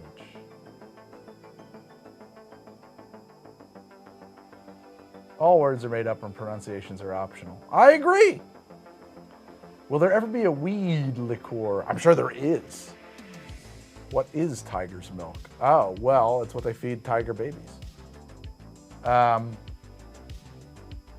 many kinds of flowers can be used in cocktails? It may surprise you to know this, but like most flowers are not toxic. So the answer is all of them. I just don't know how many are worth using. Snoop makes a red wine with weed. I don't know if that counts. Got him. Are you still running a Cyberpunk Red game? I'm not running anything right now. So no. I kind of wish I was though. If you could have an infinite supply of one drink, what would it be? Water, my man. I think I'd be a very rich man in the future if I could have that infinite supply of water. What are those massive sticky flowers? Yeah, corpse blossoms. Probably not. What do you think would happen if you turned wood for smoking into syrups for cocktails? That gets complicated because some of those would be toxic, I think, yeah. I don't know. I don't know. Canada closes borders. I think a THC-infused liquor doesn't make a lot of sense, honestly. I know that there are sodas on the market and stuff like that now. Although I found out recently that most of those, I think, are like, they're not the kind of stuff that they have to sell at a dispensary.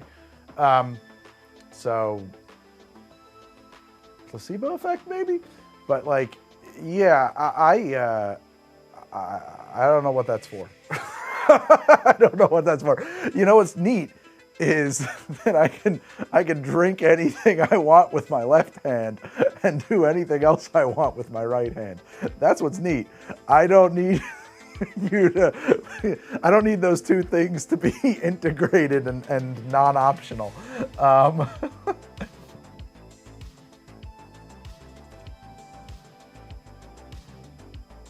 Beat off. Yeah, all right, you can hear that going. Favorite horror video game? Man, I can't even think of.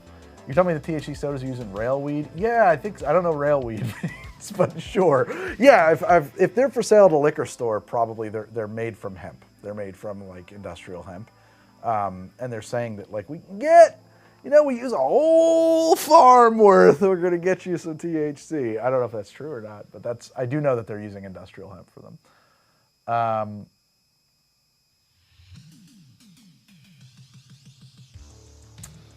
I did a Pan Galactic Gargle Blaster 1,000 years ago. Are you going to use your lab to make Jägermeister? I hadn't thought about it, but that's interesting. I'm not going to do anything with my hands. Okay. I have used can of butter in my bulletproof coffee. Wow. That's a start of your day.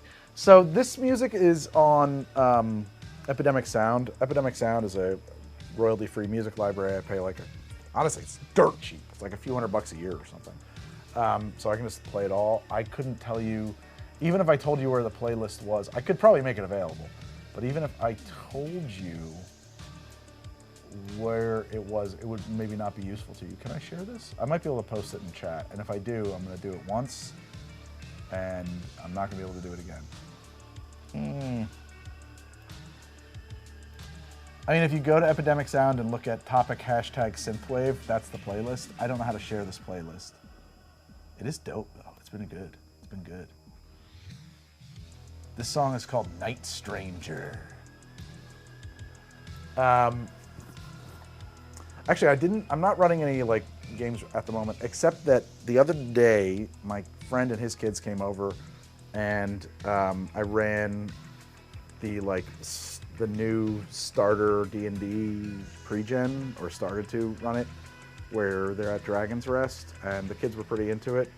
I was a little bit annoyed with some of the characters that they made. One guy was like a box of French fries with an axe. So that was fun. Otherwise, it's hard. I mean, the kids are young. Like they're like 8. They're between 8 and 11. So it was like tricky. But they're very into it, and so I'm thinking about how to keep that going. And like, I think we can just keep that going. Yeah, it's weird because he doesn't know who Frylock is because that's inappropriate for him to know. But he called him French guy. Yeah. And then the other dude was called Stuff, and he just drew a picture of a pile of dirty laundry. I'm just ignoring that. I'm just like, you know what? I'm just running my game. I'm not paying attention. You can hold whatever picture you want in your mind, child. I can't cope with that. I can't.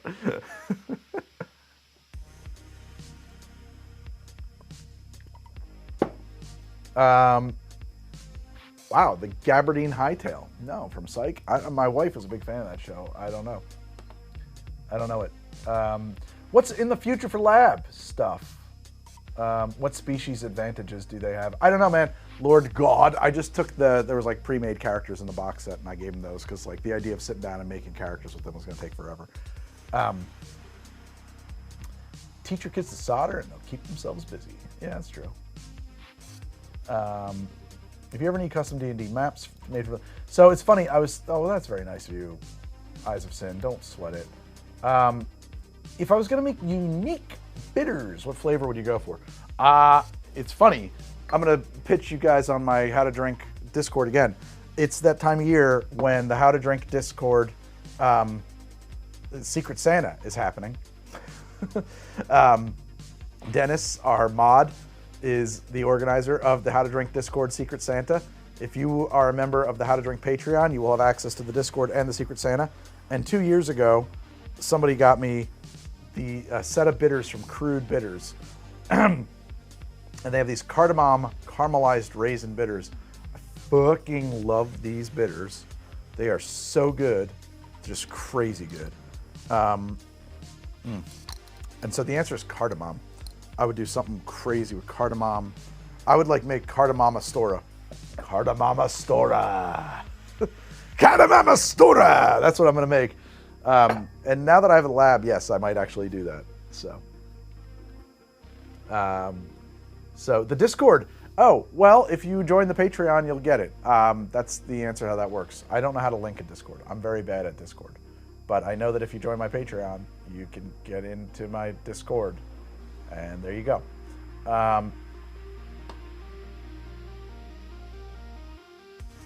HTD bitters for sale like the sodas. I have to probably get a different co-packer for those, but yes, eventually, yes. This has taken so much logistics, my guys. I'm really kind of at my wit's end here. So in order to do it, I had to find a co-packer. That was hard. And I found them. They co-pack for me sodas, soft drinks in 12-ounce glass bottles. If I want to do something else like cans, if I want to do hard drinks, I need a different co-packer. That's just how that works. There's a laboratory that will take my recipes and upscale them and produce them in laboratory grade and quantities for the co-packer to use. There's a laboratory that does the nutrition facts and the labels, all the fine things, these things. There's a label supplier. Then, how do I put it in your hands? Well, I gotta find what's called third-party logistics, and I finally found a logistics partner, and they're gonna have my setup as of like this week. The company is being formulated this week. I'll be able to sign the documents, and then we should be able to roll steamroll ahead.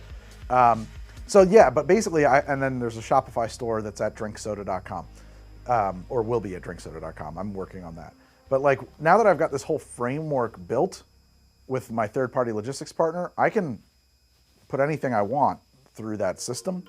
I just need to find new inputs, and so bitters would be a new input. I might be able to get like a license to just produce it myself and just make like, I'm gonna make 1,000 bottles or 500 bottles, whatever I can manage myself, and then ship those to my logistics partner and have them sold that way. I don't know if legally I can, if I have like a setup here to make them like legally. So that's like the question. It's like the thing with the soda bottling. Like, I suppose I could hand bottle sodas, but I don't think I could legally sell them, at least not over state lines. I could take them to a farmer's market. How much Cardamama-stora in a Dorito? That's a good question. Garam masala. I have to get some garam masala to play with.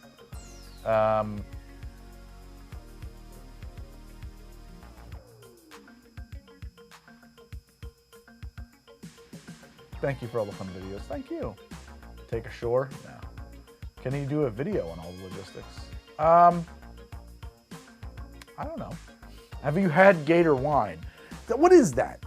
You take Gatorade and you ferment it into wine? Is that what's going on with that? No, I haven't had that. Is that all it is?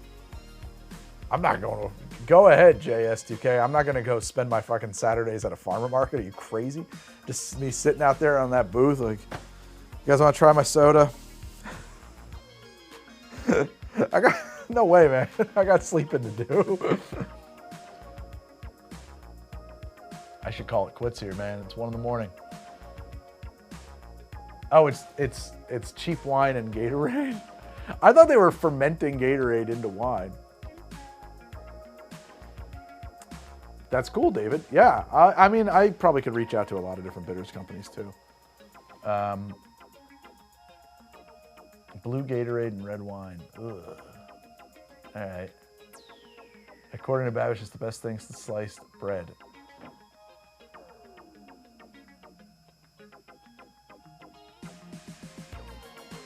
You can put your soda on tap at a food cart. They do it here. Yeah, that's true. The thing is that my fan base is distributed across like the internet, And so I don't think I'm like,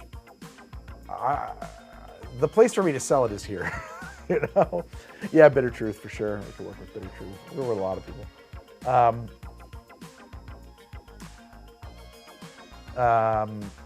You should ferment Gatorade into wine now since you've invented that. Well, I guess I could. I don't really have, I mean, I could get some fermenting vats, and at some point I want to get a still, and then yes, I can do silly things like that. I want to get a sock slit extractor. I want to get a rotovap. My God, those are expensive. I will have a centrifuge next week, which is really exciting. So yeah, we're sciencing it up, baby. We're sciencing it up. I don't have a fume hood, so I won't be doing any Nile Red madness. There's a do Mountain Dew, mead for Mountain Dew. Oh, I saw that. I saw that guy short.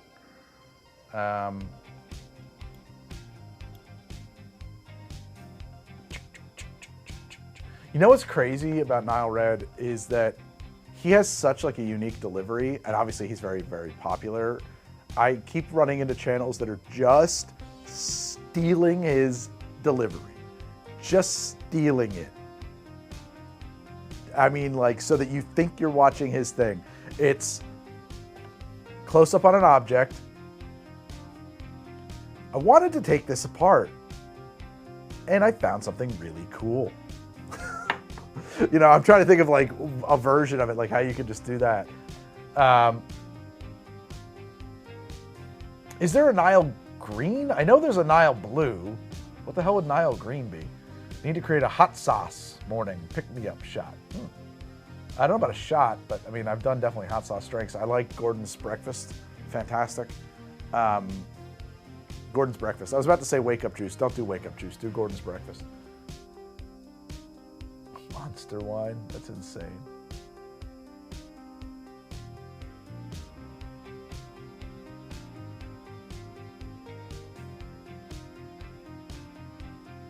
I'd love to see how you built the lab. Is that on Patreon? There is definitely some behind the scenes stuff on Patreon. And actually, hold on, I'll take you over to the lab now. And like, it's an ongoing process. And like a lot of times, I'm back. A lot of times things are like less formal. Like the other day I was dumping a bunch of like behind the scenes photos in Patreon because, and I'll explain in a second here. Gotta change the lights over. And I gotta change the camera to camera 2. I think that's me. I think I'm over here now. Hi, gang. I'm here again. I think your camera 2 is the lab. I hope so. You can see me, right? Can you see me? So, like, for example, this is, there's like a junction box here that's, you know, everything is kind of plugged into. I can't avoid it. That's where my outlet is. And so I sci-fi'd up the wires the other day and just stuffed them all into these cable looms. And I'm working on something to cover that up. It's not in this room, but you know what? There used to be a garage door opener in here. It was like from the 60s. It's this huge Sears thing with like a hood over it, and it has these 2 like crystal plastic light up LED buttons. I'm gonna make like some kind of Star Wars thing out of it to put on top of that. I think that's the plan. And then it'll look cool. Either that or I'm gonna do something else. I don't know. And then, yeah, I don't know. Hopefully these are going well. This one is looking solid. I don't know. This is like running through really fast. And then this one, I might have to squeeze it. Like, it's just, it ate all the ethanol. What you could do if I had a rotovap is I could add, you know, 100 times, you know, 5 times this ethanol. Just go crazy. Measure how much I added, and then distill it off. I guess I could cook it off. I could do that if I wanted to. I might have to do that. And then that would concentrate the extract back down to where you want it to be. That was 70. That was 70 and 70, if I'm not mistaken.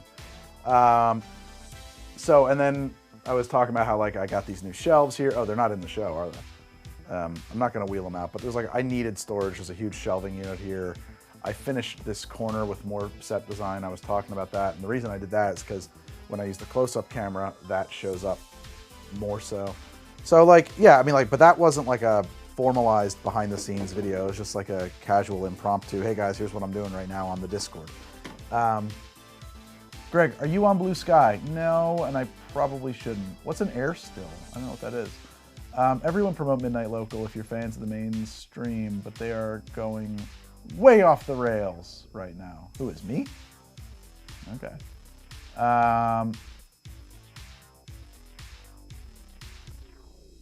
It gets expensive. I used to use a smart pot with a glass lid, refit the vent with a valve from the hardware store.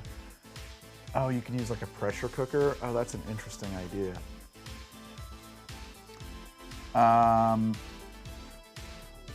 Spirits that are a surprisingly good neat. Boy, off the top of my head, I'm drawing a blank. Actually, Alton Brown had a sweet pickle plums that might be awesome in a martini. I bet they would. So, I think people are probably having great times on things like Blue Sky. Let's see if I can make that one bigger. I can't. I am very bad at social media. It's not a healthy place for me, honestly, because I'm a dick. I love to fight. I love it. I love to argue with people. I'm very bad at social media. I get very invested when people are wrong on the internet. It's just not a good place for me. Am I on social media right now? Is YouTube social media? I don't know. Oh, wow. You know why it's so dark in here? I was worried this light was starting a fire, and so I turned it off. Let's see if I can put that into Nile Red's voice. I thought this light might be starting a fire, so I turned it off. And then it didn't start a fire. I was like, man, it's dark. It's not supposed to be that dark. It's supposed to be like this. There we go. It's like looking at it, I was like, what did I do to this scene? I really fucked it up.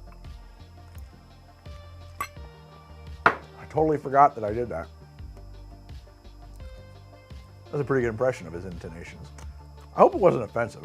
I think the guy's awesome as hell. I would love to do something with him. I wonder where he's based. I don't think he's anywhere near me. You know who is near me? But he doesn't answer my calls because I don't know his number. Marcus Brownlee. He's somewhere in New Jersey. Yeah, it's a fine line. I don't want to be distracting. I might do some more doodly lights over here or over here. Oh, is the TV not in the shot? Did I like fuck up the camera? Oh no, that's lame. The TV is like the cyberpunkinest part of this thing. That's so cool. Did I accidentally twist my camera or something? Oh.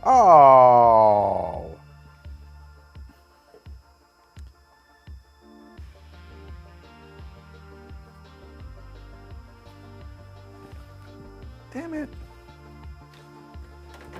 Yeah, that's supposed to be kind of juiced over, kind of as far as it can be.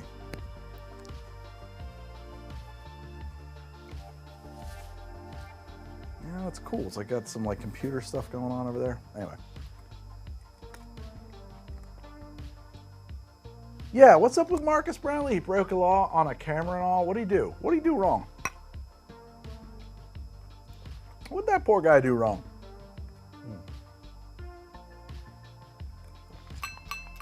This drink is fucking heaven. It's so good. Caipirinhas are so good. Oh, he was speeding.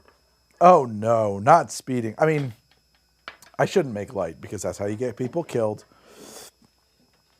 It's...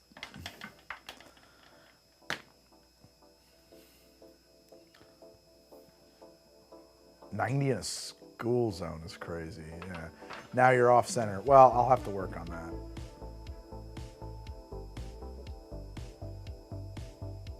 Yeah, okay, 100 miles an hour in a 30 mile an hour speed kid zone is not good.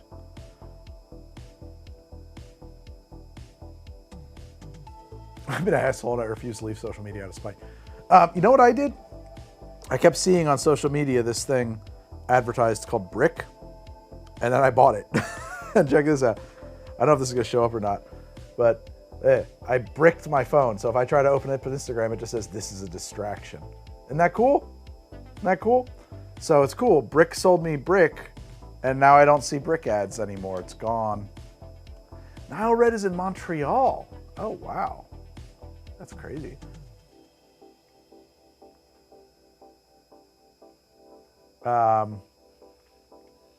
Yeah, so I put all my TikTok and Instagram and stuff behind my brick.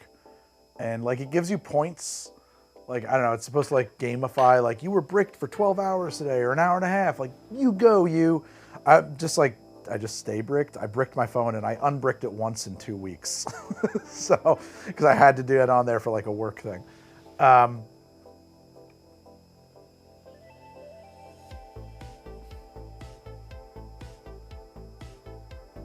He probably speaks Quebecois French. Stay bricked, yo. Stay bricked. If you're bricked up for that long, that means it means you have to poop, right?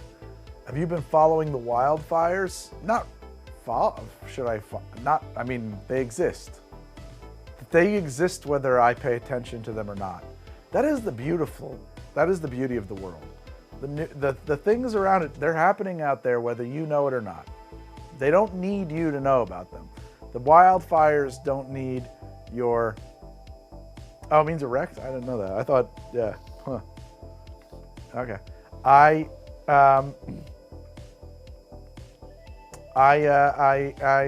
wildfires don't need any emotional encouragement from you. They'll be fine.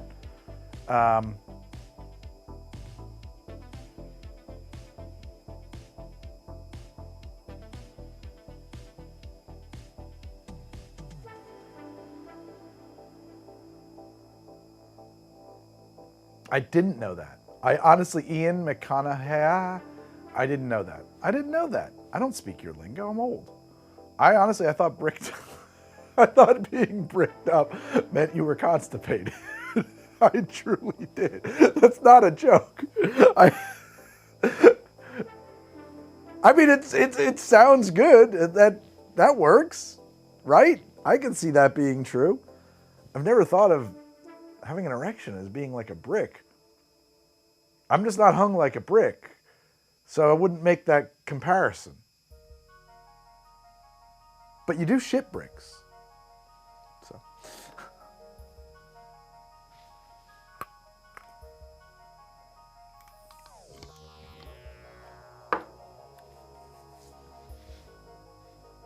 But lots of things are hard.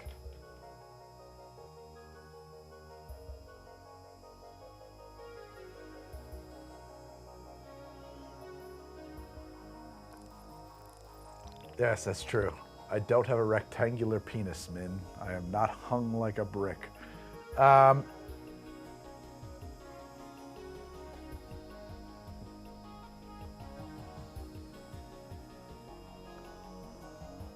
It's so hard to make a phone to change it to locked up.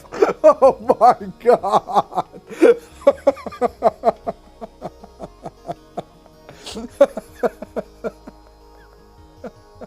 You gotta, when you say that, you have to say that with a French Canadian accent, if possible.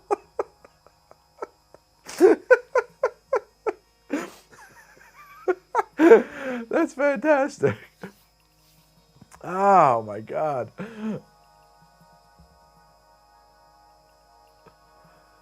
Wow. This teleprompter is so hard to read. It's making me insane. I just can't even.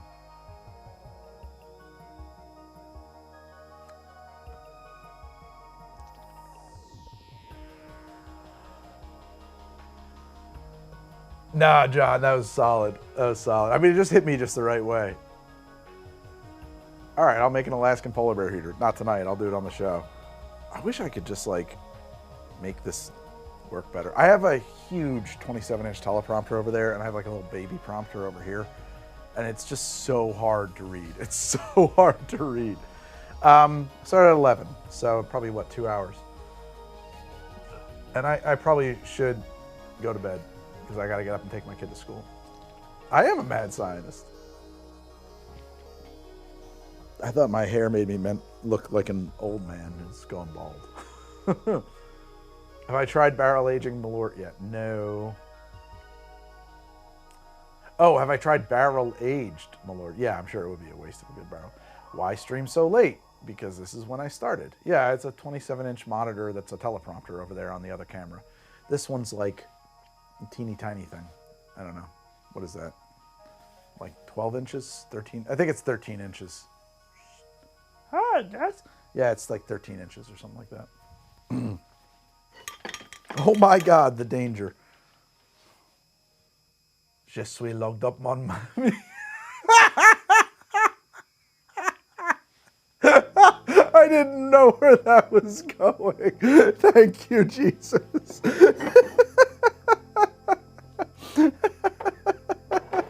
I just started reading. Oh, that was so good. It's not static. It's animating. It is doing stuff. I mean, I guess it is static, yeah. This is a question I have. I try to like combat the so-called panda eye. Is that like, I have like a little underlight down here. I'm trying to shoot light into my eyes.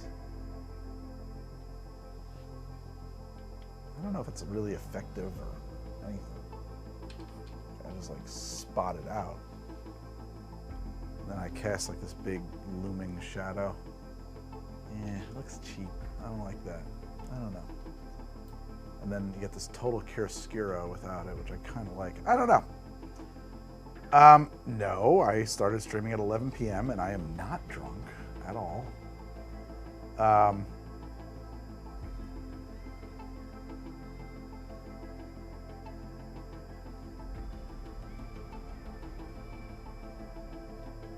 Yeah, because they're like, okay, I get you, Jason. Because I think I got to go to the other screen. I really want to show off my lab, but I got to go over there. Do you mostly wear one shirt on camera? I only wear one shirt on camera. It is the same shirt this whole time.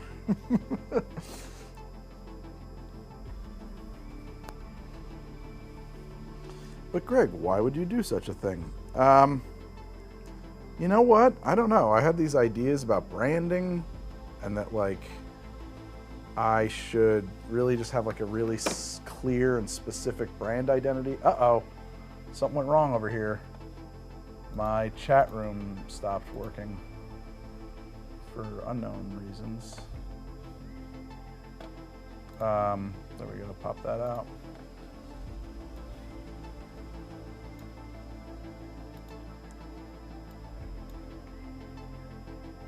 No, I don't have 40 of the same shirt. It's a shirt that I bought at Eddie Bauer, like before I had a show, just because I wanted this shirt. And I've been wearing it ever since for the show, and it is falling apart. It's like full of holes. The whole like collar is like shredded. And to some extent, I consider it irreplaceable because I don't think Eddie Bauer makes this shirt anymore. So on the one hand, I love that like How to Drink has this very specific, consistent look. On the other hand, I feel a little bit imprisoned by it. So I kind of want to stop doing that, actually. Having one filming shirt makes it easy to splice footage. Well, I guess that's true, but I don't, actually. I've never been that smart. Greg, if you were an NPC in a game and you needed someone to bring you a fish, what would you want? Oh, that's a great question. Oh,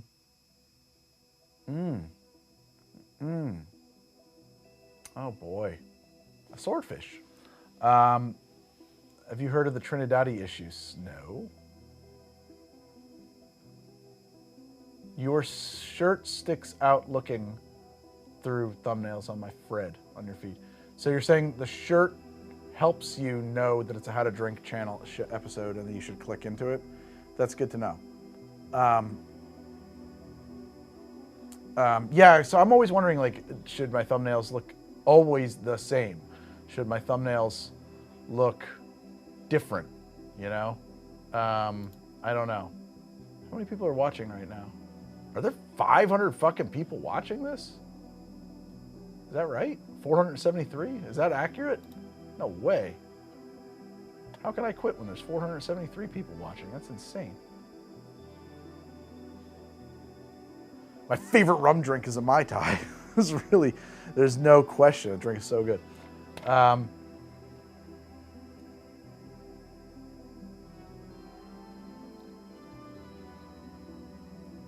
Night Owls. Oh man, speaking of Night Owls, did anybody watch that movie Late Night with the Devil? I was asking Meredith, I should ask her if she wants to cover that for the show, actually. I'm gonna text, I'll text her in the morning, it's too late. Because I happen to watch that. I think she'd actually enjoy it. I don't know if it counts as obscure, but... Late Night with the Devil, it was weird.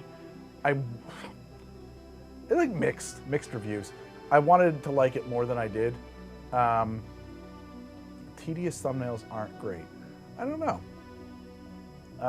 I don't love the third act. And I think that's a problem for a lot of horror movies, is that like in the third act, they have to make a choice about whether or not they're gonna show the monster or not, so to speak. And I think this one would have benefited from not seeing the monster. You already kind of knew. By the time you get to the third act,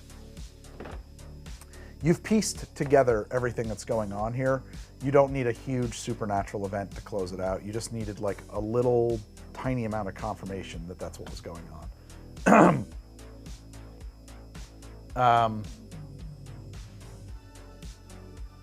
And I see that someone agrees. Thank you. Yeah, you just needed like a hint of it would have been better. I appreciate the big bombastic ending too. Don't get me wrong. I just don't think I needed it. I think it hurt the movie. I appreciate the hoots, but I think in this case it hurt the film. Otherwise, yeah. Did I miss like a bunch of supers? Oh no, last one was Wildfire related. That's crazy. John Carpenter is still doing music. I had no idea. The Jaws sequels with the shark weren't as scary. Yeah. Is show the monster a Chekhov's gun? Whoa. I don't know. What do I think about found footage horror films? I think that any genre can be good sometimes, but I think that, you know, at some point it becomes it's like asking you, what do you think of anime? I like some of it. That's all. Yeah. Show the monster a Chekhov's gun. Huh. I'm gonna say no. I hate Chekhov's gun. Will you ever do anything else with Brennan Lee Mulligan or D20? Well, I would be thrilled to do something with D20. He hasn't invited me, and I'm not gonna ask because it feels shitty to be like, hey man, can I come be on your show? I might do some stuff with Brennan. I would love to do some stuff with Brennan. I would do stuff with Brennan tomorrow. There just has to be a good reason to, you know?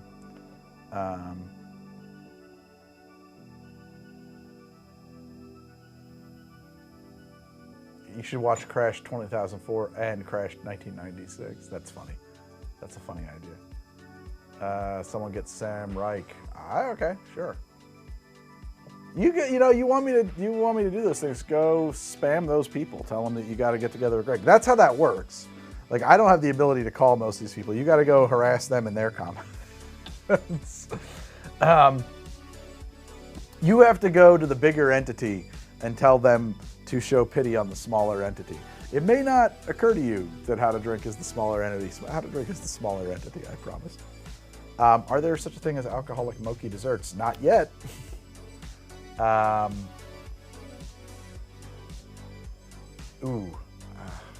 not into the seaweed crackers. See you in the dome. I'd love to be in the dome, but they haven't invited me. And I don't know that they ever will. So, if I ever get into that union.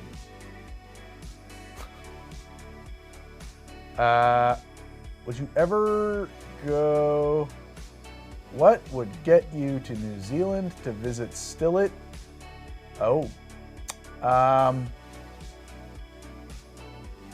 New Zealand's tricky. So, I don't fly. Famously, I have a real problem with airplanes. I'd love to be on Game Changers. I have a real problem with airplanes. I haven't flown in quite a while. Yeah, I would have to go to LA, of course. And I can get to LA because it's land. You know, I can cross the country by land. And I might be able to get on a plane. Anyway, New Zealand is tricky. I have not flown in years. I'm starting to feel like maybe I'm ready to get on a plane. I don't know. But maybe some stuff about things are, you know, there's some stuff going on in my life that's changing my attitude about planes. Maybe. I don't know. Changing my cognitive attitude. I don't know if it's going to affect whether or not I can get on a plane. So maybe we'll try that sometime in the future. But LA is not really a problem. I just need to know in advance. I can hop on a train or drive or whatever. You ever done therapy for PTSD? No, I haven't.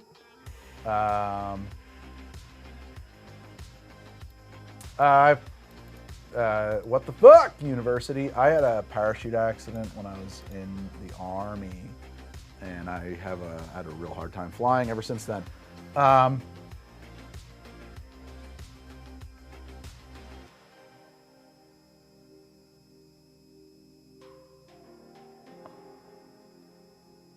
Very briefly, Olivia, up until I had a parachute accident. It is a good reason. It still sucks. I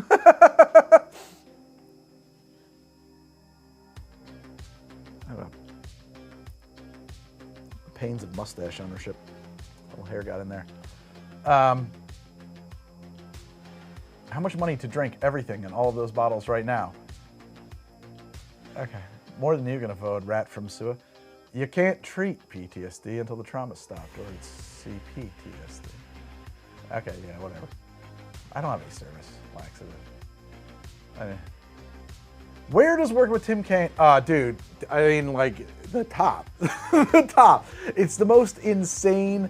William Fay, it's the most insane thing I can possibly imagine. It's insane. It is insane. It's insane. It's insane. It's insane. It's really insane. Like, I don't know. It's just like, you know, I like boats. I would take a boat to New Zealand. Are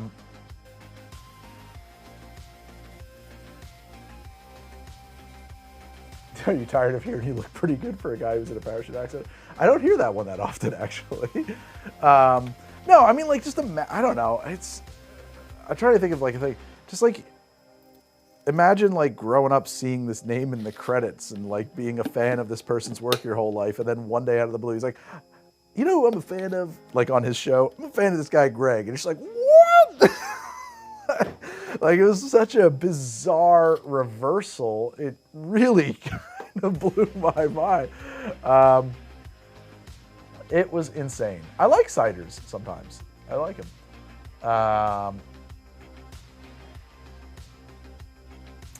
That'd be cool. Chernobyl toxic. I don't think it's going to happen.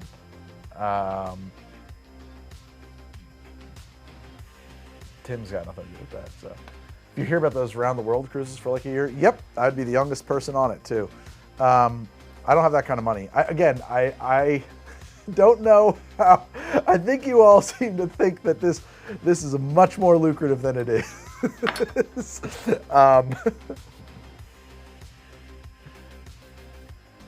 A list of dream guests and collabs. Wow. J.E. Sawyer, which is potentially within reach.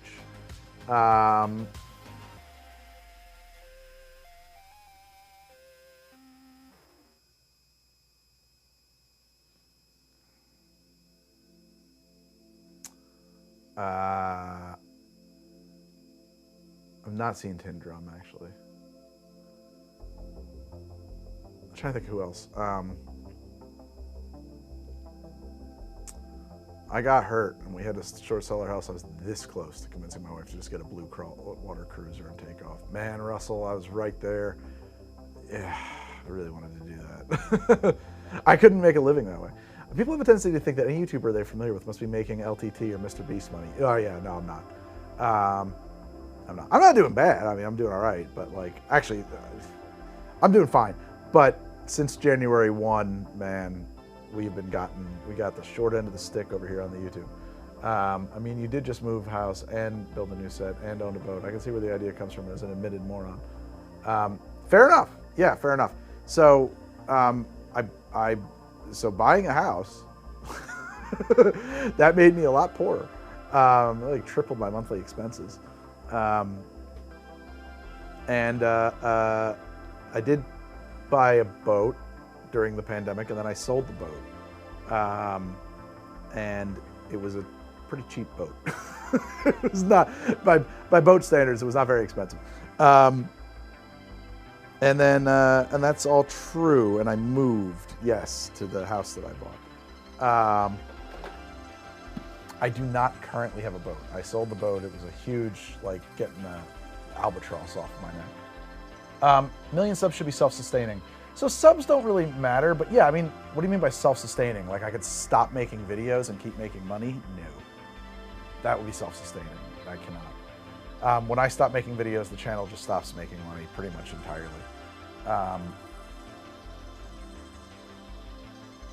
What's the most expensive bottle I have in stock?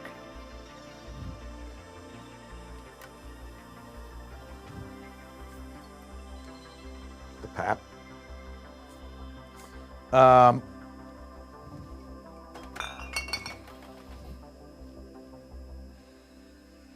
got rid of it a few months ago. I've been trying to sell it for a while. Okay. Actually, I did a video about getting rid of the boat on Greg from HTD, my other channel that I woefully neglect, and it's a fun video. You should check it out. So, yeah, for Greg, this is just a day job, not a multi-million-dollar empire. I think 2024 was rough on a lot of people in this space. Yeah. No, that's Pappy. That's not allegedly. That's definitely the real deal. Bust out another 1,000. Sorry, I'm trying to read up a little bit.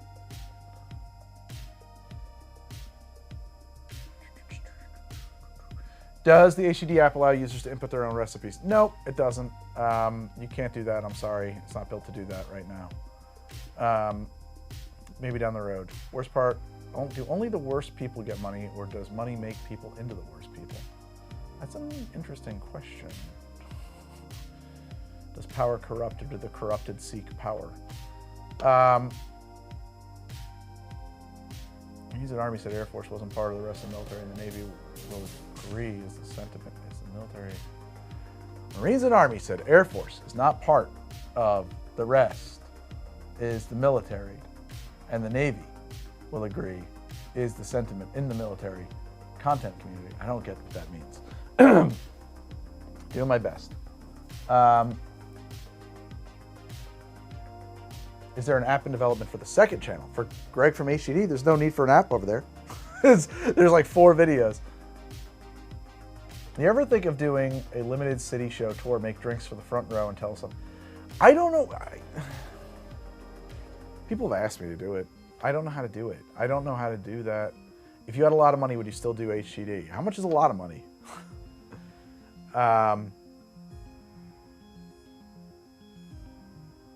You can be in the Navy and only fly planes. Here's what's crazy is that you can be in the Navy and only fly planes. I don't get what that's crazy about.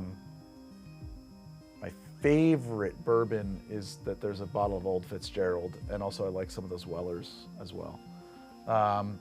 Would you ever, a city show tour? I would be so afraid of ripping people off, Kara, because like I don't know. I guess I could try it. I guess I could try it. I guess I could try crafting it. I don't know. Is that going to be lucrative? That's look, it's a job. So whenever I think these ideas come around, I'm like, yeah, okay. What am I going to make an hour when I do that? How much does that actually pay? How much of my life am I? How much am I getting for the hours of my life I'm trading doing that? Like, you know, if it's really good money, okay.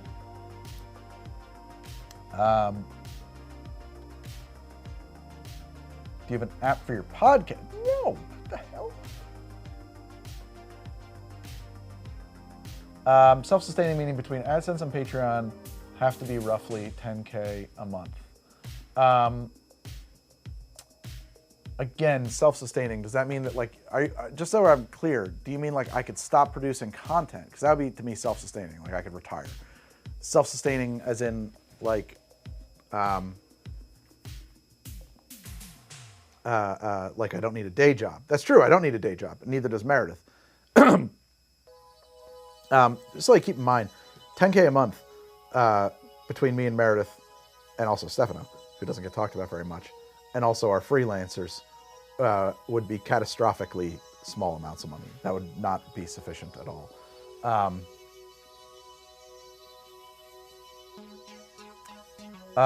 If you don't mind answering, do you make more now than you did when you were a freelance editor? Yeah, I do.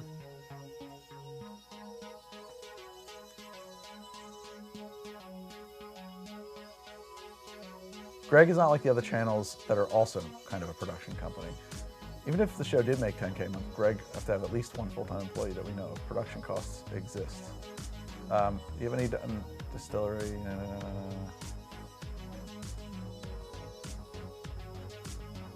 Nanoxaurus, but I fell asleep to auto. I don't know what that was. Oh, thank you, Mucula. I'm always afraid I'm gonna have to go back to freelancing. Every month I'm looking at the finances, I'm like, do I need to edit again?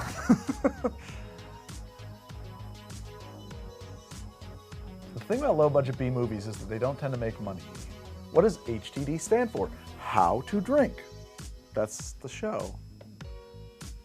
A year too late, yes.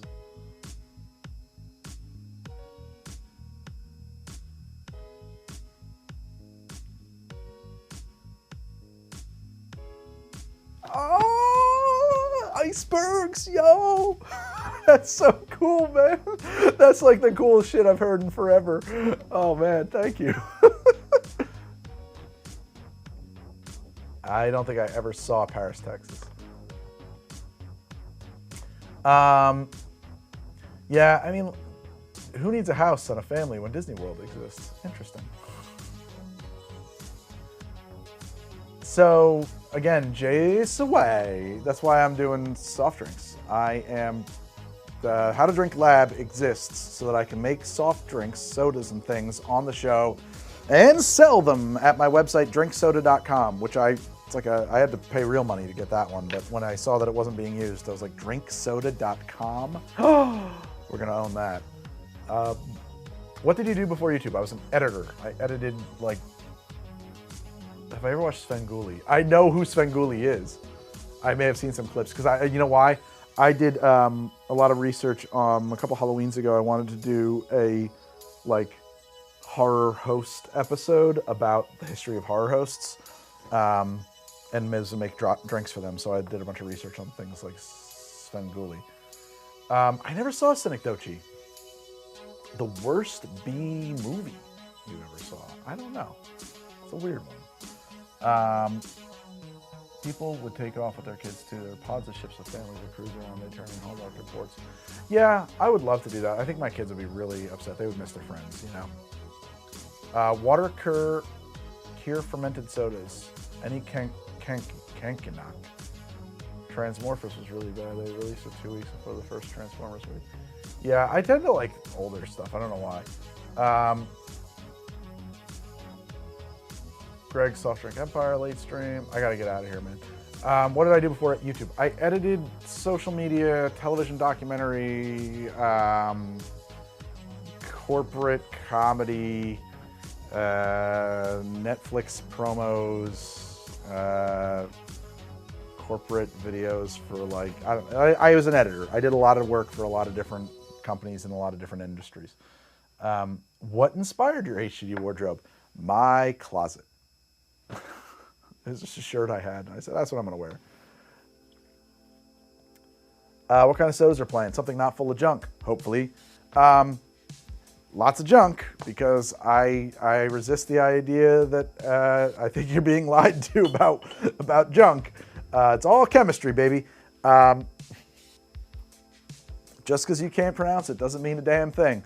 I want to do a version of Beverly, which is a kind of bitter Amaro in the near future. I want to do a version of Pit Cola I want to do stuff from like shows, animation, movies, that kind of stuff.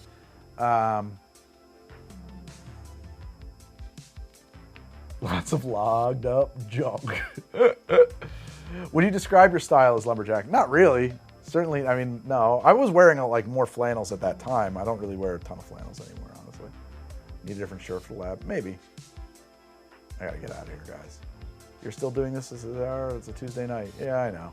But it's about how late I'm up every night anyway. It's only 1:30. What's your favorite vegetable? Oh my word. Perhaps the parsnip. Perhaps the parsnip.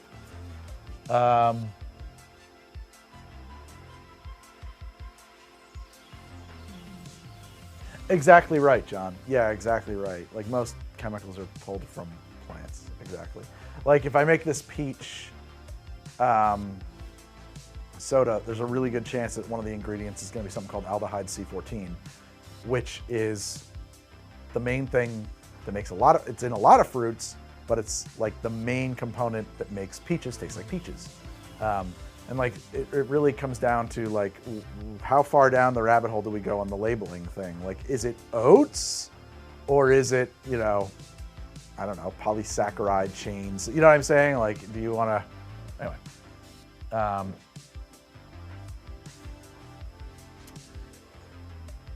Dyes. Do you have any idea how undrinkable soda would be if it wasn't dyed? They're totally necessary. I'm sorry. It may not be for you, Jay. It may just not be for you. Try to drink a cola that's not black, which, by the way, that's caramel color, so nobody complains about that. That's just burned sugar. But like, they're not. Cola isn't black until you put black stuff in it. It doesn't taste right if it doesn't look right. It changes things. Also, those things do have flavoring components there. Inca Cola is bright yellow. Is Inca Cola a cola? What is Andrew Tate's favorite soda? I don't care. I feel like every chef talks about presentation being a big part of serving and cooking. It is. I would prefer to use, you know, better colorants, but like before, a lot of these things, like before you color them, they kind of just look like mud. You know? Okay, so it's not really even a cola then, Inca Cola. It's not a cola in that sense. You eat first with your eyes. My brain scrambled that all up and I saw, eat with your fist, fuck your eyes. And I don't know why. That's what my brain read that as. Lord, petting that bottle. Yeah, I don't know why. Does Ango have a dye? I'm sure it does. I don't know. Do you think that's natural? It could be. I mean, if you think about the stuff that's in there, maybe it is, in fact, natural. But a big part of that, too, is, remember, it's 58 or 54% alcohol, right? So when we're just dealing with stuff that's alcohol soluble, ethanol soluble, it's going to extract so much more colorant from the ingredients, from the cinnamon, from the clove, from the barrel that it's in, from the whatever, from the because it's rum based, right? So like all of those things are going into that much more heavily. When you're dealing with soft drinks, you're dealing with things that are water soluble, and they tend to be clear or straw or you know, just like weakly colored.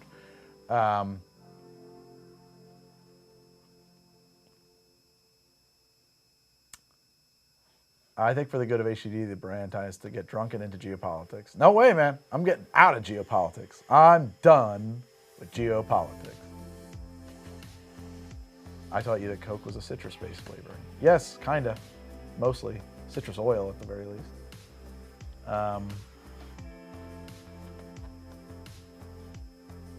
Why don't you already have merch? It's a good question. I'm bad at selling stuff. I was shy about it. I only really just started pushing the Patreon recently because YouTube shit the bed. And I scrambled to figure out ways to make the Patreon more valuable. So I was always like awkward about pushing it because honestly, I didn't feel like there was, I felt like for the people who were finding it, there was enough on there, if that makes any sense. But I added the app. I also added more like bonus drinks. Like when I finish an episode now, I'll keep shooting. I'll do another drink a lot of times, and that'll become a patron exclusive. So I figured out more ways to put more utility for users into Patreon, and then I felt better about really kind of aggressively pushing it. And it's worked, actually. People are really signing up. It's wonderful. I have no complaints about that. So, I mean, like, the thing with the shirts, I was, like, looking at it and being like, oh, a How to Drink shirt. Are people really going to buy that? I'm never going to buy that. Nobody's going to buy a stupid fucking shirt. And then, I don't know, I had, like, a lot of hang-ups about clothing for a while. I think I'm probably all right now, but at one point I was like, we got to have just, you know, absolutely the most, like, union production from soup to nuts, like just like a standard that nobody could sustain. And so, like, I think that merch might be coming down the road.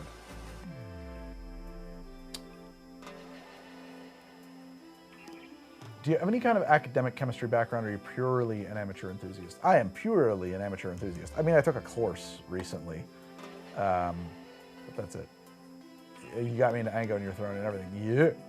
Yeah. Monday morning news roundup. That was an idea. It was an idea. It's an idea. Well, my guess at geopolitics, I have an episode I want to do called Hard Drinks for Hard Times. That's coming up. Hard Drinks for Hard Times. That's a fun episode that I'll be shooting probably this week. And you know what? I'm using my How to Drink app to do it. You can get access to the How to Drink app by becoming a patron of How to Drink. And unfortunately, this camera's battery died, so I have to show it to you like the worst way possible. But it's there. It's on the phone. It's htdapp.com. And to make Hard Drinks for Hard Times, all I had to do was sort it by alcohol by volume, descending. And I can tell you from that, I actually favorited these two, that this episode will include the Mid-Century Old Fashioned, the Malibu-ish Pineapple Old Fashioned, the Hissing Drake, a Zombie, and a Victory Gin Martini. And so the app is great. You can save your favorite drinks. You can find drinks that you wanted to make but didn't before. It's awesome. I'm very proud of the app. I built it. You can follow along with the building of it because every time I work on it, I post a video about what changed. So it's cool stuff. Do I plan on doing more Chains of America? All the chains went out of business. Help me. They all went out of business. I think I did that. I think we killed them all. Do you have Thanksgiving specific cocktails? I do. I've done a few on the show. I did something based on Addams Family, and I definitely did, like, way back. I did a thing I called the Thanksgiving Cobbler. That was an original. That was cool. HTD branded glassware would be awesome. Yeah, I mean, it's like, so what's neat is that now that I am partnered up with a third-party logistics guy, I am able to kind of stock a store with anything I want. There's a little bit of a hitch here in that Drink Soda, like drinksoda.com, is a separate company from How to Drink for many reasons, for legal reasons. And so I don't think I would sell HTD branded merch at Drink Soda. I think I would probably need another store, another shop for that stuff. And then I'm thinking, like, oh, do I really want to, is that going to confuse the marketplace? I don't know. So things to consider.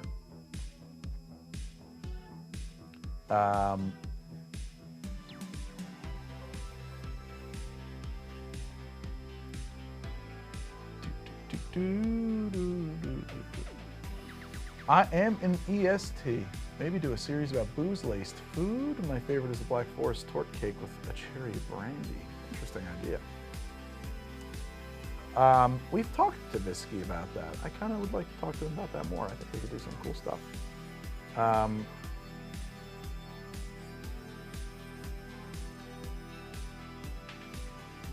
Song's cool.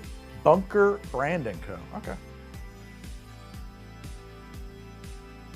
Don't go back to editing. It's bad here. Have you ever tried Chinoto? I love Chinoto. I might even have some around. No, I don't. I was looking for it the other day. No, I don't. Yeah, I love it. HTD Tiki mugs are a cool idea. It's 1:30 East. That's late as heck. You have no idea how late I stay up. I sleep like 4 hours a night. Soda's based on home fermented sugar? I think that's just carbonated rum, my man. Best Apple playlist. I don't know what that means. Who's your favorite artist or band right now?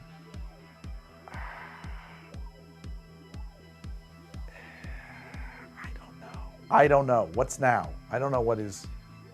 I don't know. Oh, thank you, Squirrely.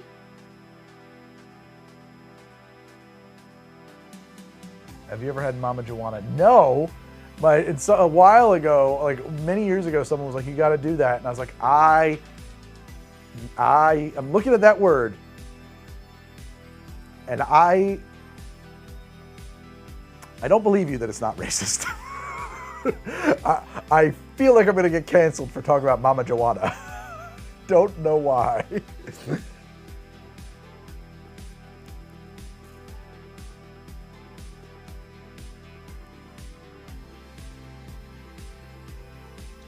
Would you feature a film noir on Midnight Local? Yeah. I don't know, Gaspar. Just something about it. Am I wrong? I don't. Nobody else sees that? I'm an asshole. I don't know. I just didn't feel like it was my turf, you know?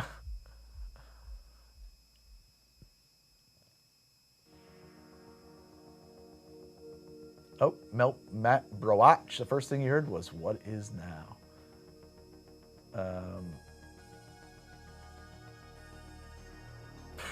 Yeah, you gotta be careful with that. Those edibles, that can of vodka, man.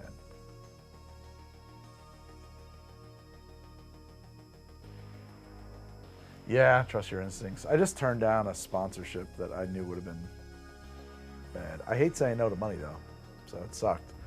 But yep. You watched this channel religiously when you got promoted from server to bartender in 2019. Happy you're still around. Jake, where you been? You've lost your religion? You got to rediscover your faith. The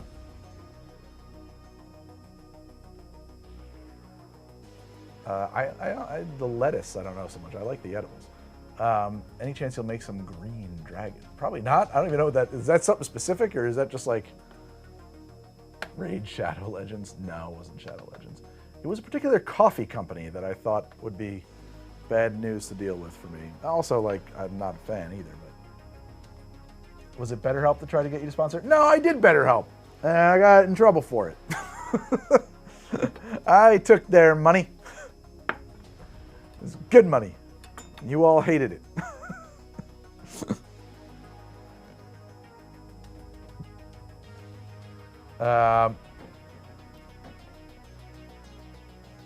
Never did limoncello. Greg, never sell out. That's what makes you someone worth giving money to. I want to sell out so bad. Holiday cocktails, maybe. To be fair, hateable business model.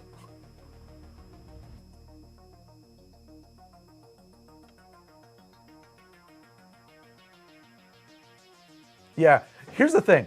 You get those Raid Shadow Legends emails, and one day I was just like, a few times I've just been like, yeah, how much you got? You know, like, how much are you paying for this? And they're like, here's what's going to happen. This is the greatest opportunity of your life. All you're going to have to do, okay, is make a dedicated video about Raid Shadow Legends that's 12 minutes long, where you talk about what a great game it is for 12 minutes, and that's the only content the video can be. And we're going to pay you $250.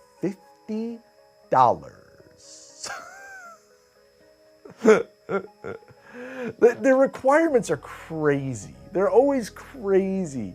It's always like they want some dedicated episode and then they offer you like no money at all. It's insane.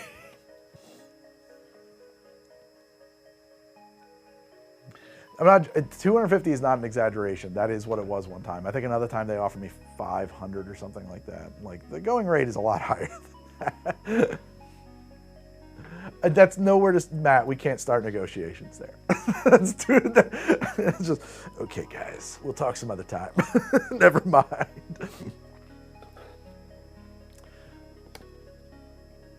It's not 100K either. That'd be amazing. No. Never had that happen on the show. But that's what I told them. I was like, look, I think what I said to Raid was like, oh, we're not going to be able to meet on price. And they said, well, what would your price be? And then I told them, I was like, well, you're kind of like a meme for being horrible, and I'm definitely going to take like a social hit for this. So I think we could do something for like $60,000, which is a crazy number. I never have made that ever in my life from the show. And they were like, okay, never mind, buddy. And I was like, good, don't email me anymore. Thank you. I was like, if they show up with that, we're going to raid like crazy.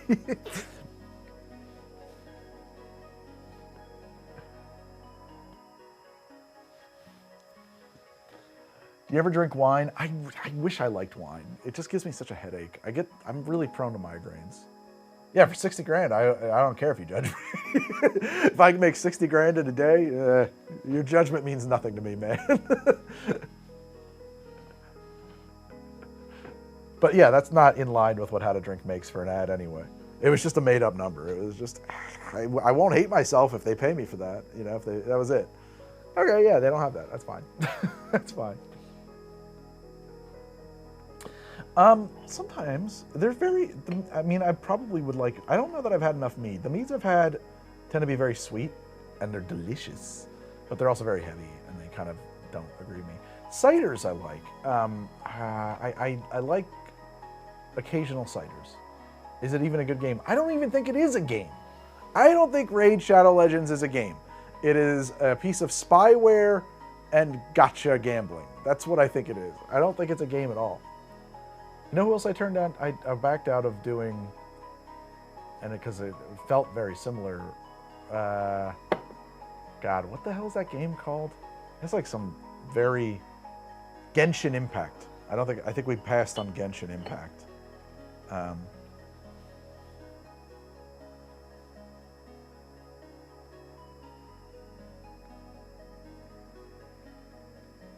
Actually, cigarette company, that's funny. I want the slogan for Drink Soda to be, I'm testing it out on you guys, what do you think?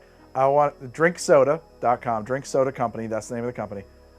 Hey, at least it's not cigarettes. What do you think?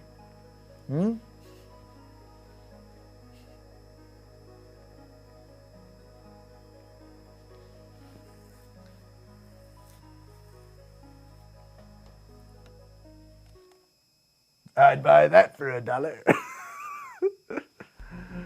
What are you currently reading? I got about halfway through rereading.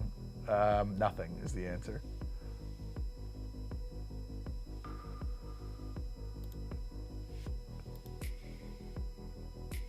I bet LSD would stop a migraine in its tracks. I'm gonna pass. That's not the cure for migraine I need.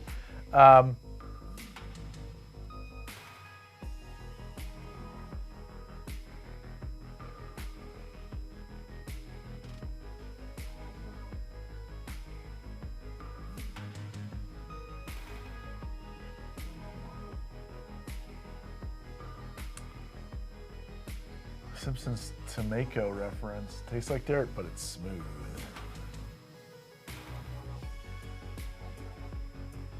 Oh, that's funny. Too. Absolutely struck. Watching your channel for years. First time stumbled on a stream. Cheers, sir. Cheers, Meduse. Just started watching JJBA. I don't know what JJBA is. Was having Midnight Local canceled or getting fired at Catalyst for starting to turn down sponsors? Was that already happening or were they independent? I've been turning down sponsors for forever. Wait, what? No. Midnight Local getting canceled was a catalyst for me trying to figure out ways to justify working with sponsors I wouldn't have worked with before. Yeah, that sucked. That sucked. We had a deal with, I can talk about this, I don't give a shit. This is money that's like, it's money, but it's not an insane amount of money in a lot of ways because it's many hours that go into making that fucking show. We had a deal with Studio 71 for 52 episodes, and they were paying us in advance against advertising that was putting $2,000 a month in my pocket. And then they killed the show halfway through. And I did a lot of financial planning around having that in my pocket. So when that imploded, shit fucking sucked. I thought we were going to get our 52 episodes and then not get renewed, but whatever.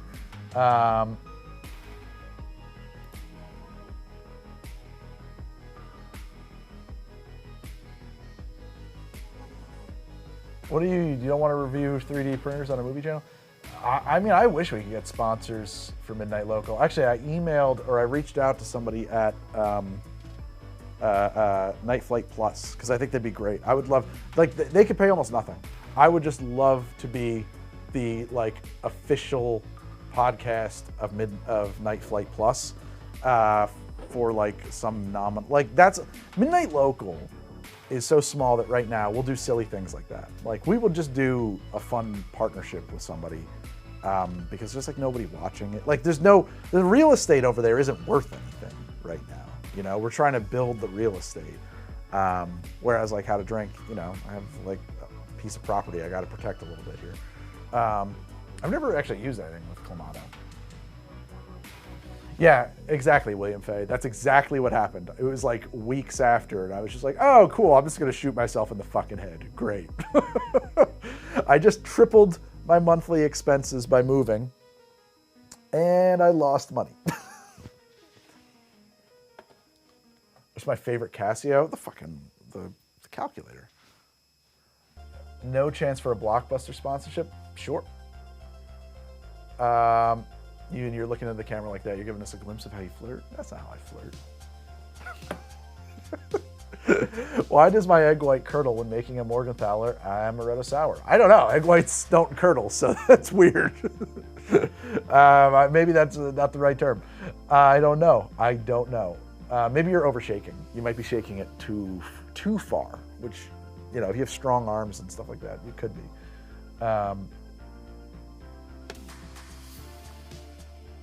How to drink well. Interesting.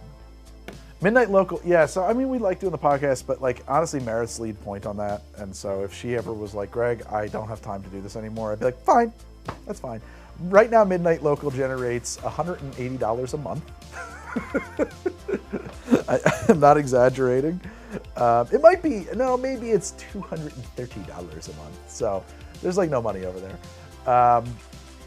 But you know, I mean, like How to Drink didn't make any money for 5 years either. And so like,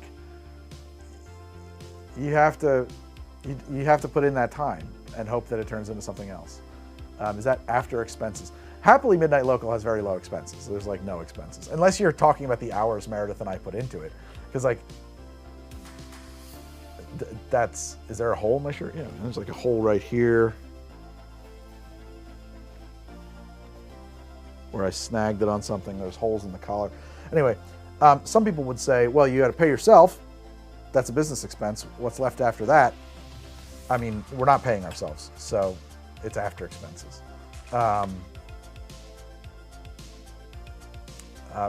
You know what? If Raid wanted to sponsor Midnight Local, we would do it. They could have, that's a place where Raid could sponsor, yes. Wish I had seen enough of old movies to actually watch that podcast. So we're moving into movies that nobody has seen. That's kind of our goal now. How do we make money from Midnight Local since producers are no longer? Oh, you just got to increase our viewership. We just have to find a larger and larger audience. You got to pay yourself is something that people who've never run a tiny company think makes sense. You do, but you don't. Thank you, Jim. That's really great. And that's the thing is that like at Manscaped, they've never approached me, which is funny, actually. You think I'd be like a fit. Hollywood Boulevard 2? No, I've never heard of it. I was trying to watch Samurai Cop the other night with my wife, and I was like, this is not happening tonight. This is just boring.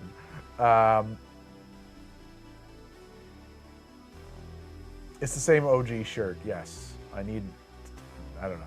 How do we help get a larger membership? For Midnight Local, like viewership? Just word of mouth, spread it? I don't know. I really don't know. I don't know how to get more discovery there. Like, I just gotta make content people wanna watch. I just gotta be a big fat celebrity. What we need to do is get people with huge followings of their own to come on as guests, because that'll happen on my podcast with no following.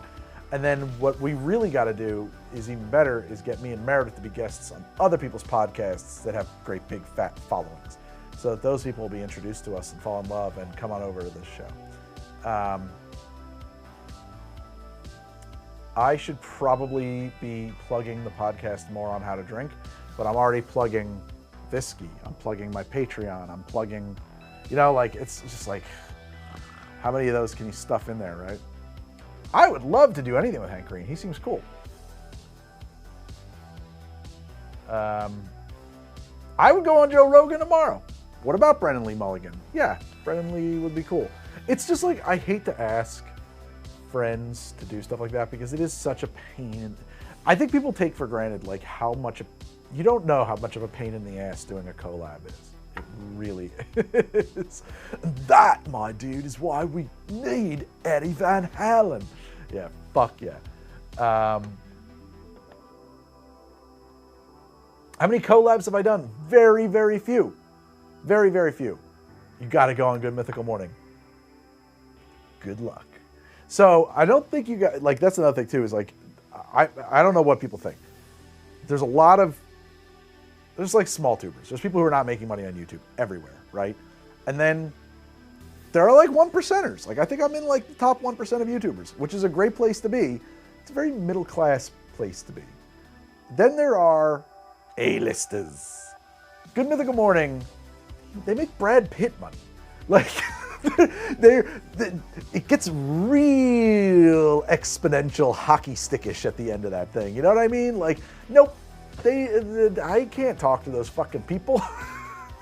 I can't get, I can't talk to Marcus Brownlee. He's not gonna Linus Tech Tips. Those people they don't want to know me.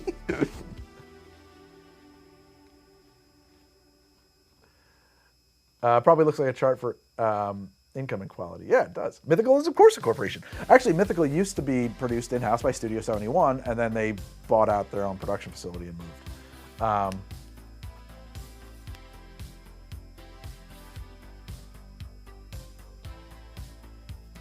I mean, How to Drink is a company.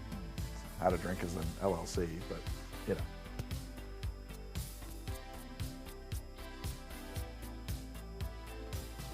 I would love to be on Critical Role. Again, I'm not famous enough. I'm really not famous enough. I'm not that famous. I don't have an agent. I'm not in the union. Those guys hold you back. Those hold you back. Oh yeah, somebody was asking me about collabs I've done. I was on Babish, and I had Mike MTG on my show, and I had Leandro from, what the hell's his channel? Leandro. I had Leandro on. I forget his channel's name. I can't remember it. And I had Brennan Mulligan on my show, and that's it. There's a union for YouTubers? No! There's a union for actors. And everybody on, everybody on, I don't know if you guys know this or not, but the Critical Role is a major production. Costs like probably a few $100,000 per episode to produce. It's a union job. Like, you can't just walk, like, I would have to Taft Hardley into the SAG, into the Screen Actors Guild to get on that. Let's put it that way. So, like, it would be hard. It would be a job. It's just nuts. It's real. I'm serious. Good Mythical Morning, or Good Mythical Morning is insane.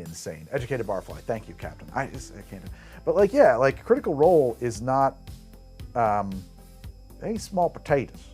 Okay, that's some real fucking Hollywood shit. Okay, it just happens that their audience is on the internet.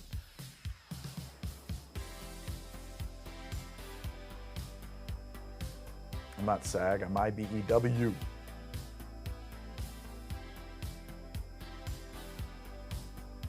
How famous does someone have to be a guest on the podcast? I don't know. The answer is like, not at all. If you can make it so that I don't have to do a lot of work to make it possible, the answer is not at all. You know, I paid to fly Brennan to New Jersey. It was worth it. I haven't seen my friend since college, and you know, we wanted to make it happen and stuff like that. And we missed each other, and I was like, go back to California. We're not going to make it happen while you happen to be in New Jersey. I will fly you back to New Jersey whenever we can, whatever is convenient. And we just did it. You know, for Brent, but like, I'm not, it depends. Couldn't you technically do it as a Discord call? Yeah, we could. We could do something like that. I don't know if I would use well, no, I wouldn't use Discord. We use Riverside FM when we can just patch somebody in remotely that way. That part's easy. It'd be easy, actually, if they have decent enough equipment. Yeah.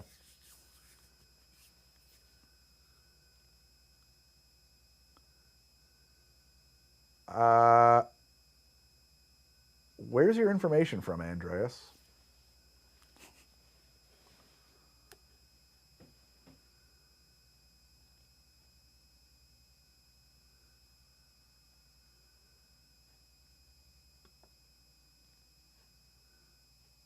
I guess we ran out of music. That's the end of the stream. I do have to go. And I'm not complaining about not being in the union or something like that. I haven't really pursued that. I haven't pursued, I don't know, doing whatever that stuff is. I don't even know how to do that stuff. How to go. Sure, we can talk about that stuff. Eyes, hit me up in the Discord.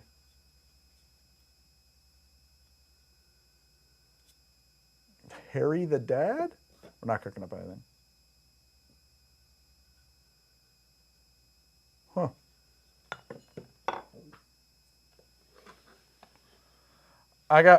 I mean, I had some different information about that, but maybe I was misunderstanding what was being said. Plug your stuffs. In the first place. It's true, Chernobyl. Chernobyl. 1.75 million subs is phenomenal. I'm floored. I'm over the moon. I can't believe it. It has not grown in like 4 years, and my viewership is not good. It's nothing like one. I don't know where those people went, but they haven't been around.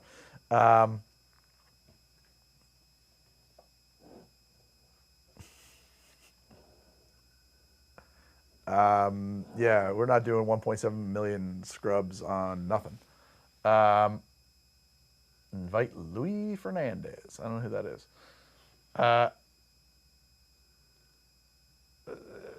Okay, yeah, plug my stuff. I do gotta go.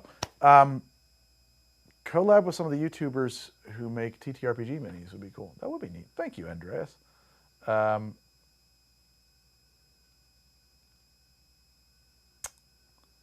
That is true, Olivia. Yeah, that makes a lot of sense. Because that union, the writers were on strike, or they were gonna go on strike. Did they strike? I don't remember if they. No, they did strike, but they had a huge backlog of episodes, so I don't think that they ever actually went down. I think that's right. They've been getting longer, Killer Chaos.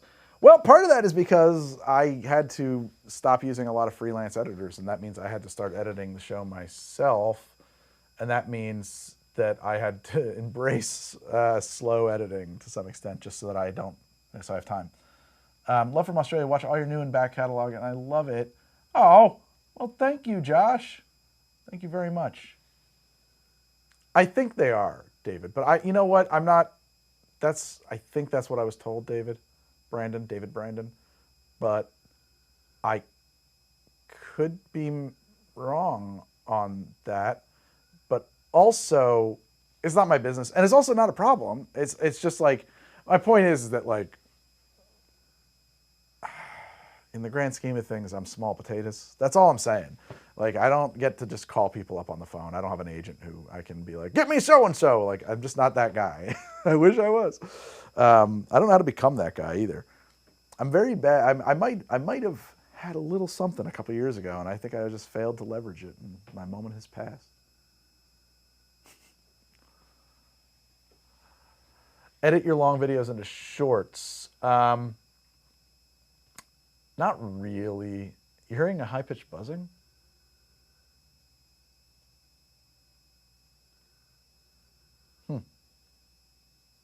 I thought I'd solved that problem. No. I need to EQ that out. I know what that is. I know what that is. I have a feeling I know what that is. I can work on that, but I'm not going to do it now, and I'm sorry. I am sorry.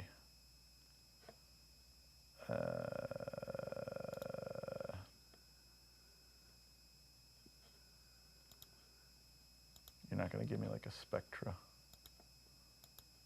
let's see here. Can we do this? Drop that thing to like, hey, gang. Maybe right there. Let me know if it's getting any better.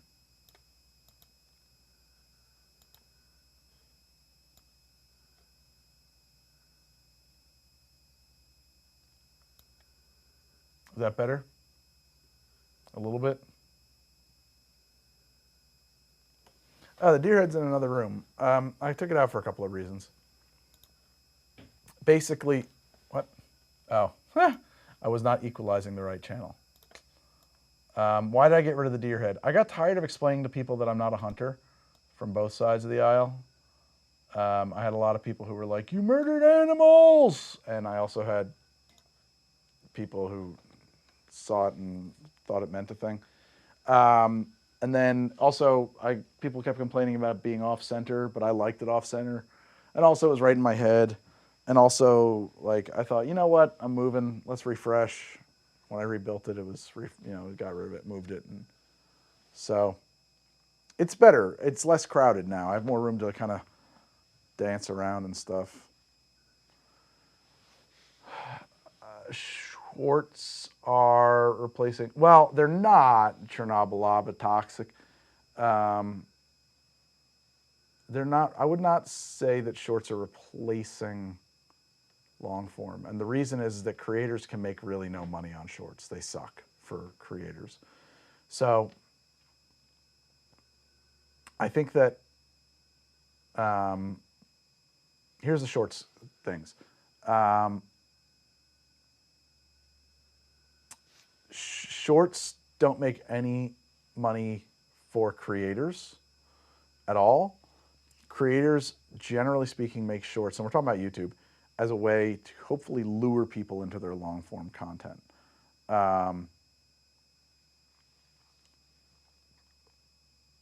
Max and I have talked. However, if you look at the reality of this, shorts viewers do not translate to long form viewers. It's like, it doesn't happen. People who want to watch shorts. They're sitting on the toilet, they want to watch shorts. They don't tend to follow through and they don't tend to follow through and then go and look at the long form stuff. And so it doesn't translate into money. And it's not like you can just, you really can't, or at least I can't, take my show and easily turn it into shorts. I could try it some more because it doesn't work. Like, this locked off camera presentational style is not what you want from a short. You want selfie stuff, and it's much more engaging and it draws you in when it's moving and when it feels like it's in your hand and stuff like that. That's what a short should look like. That's what it should feel like. When you're scrolling through your shorts feed and you see this locked off camera, you just keep scrolling. It doesn't work, you know? So shorts are tricky, and no, alcohol doesn't get suppressed. And so the problem with shorts is that they make no more money, and they require more work. If they required really no more work, like I could just recut, existing content or something, that'd be one thing. But because it's like, nope, they're special shoots. They have to be special shoots.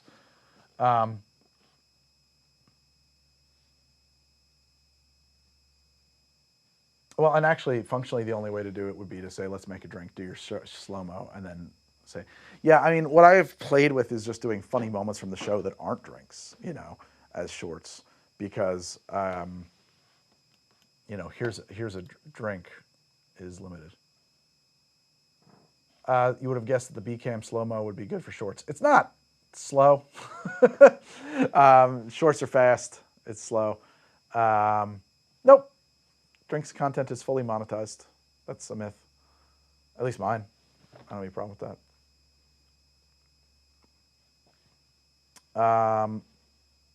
And then also, yeah, my stuff is shot horizontal, and cropping that into 9:16 is really awkward, especially in the close-ups.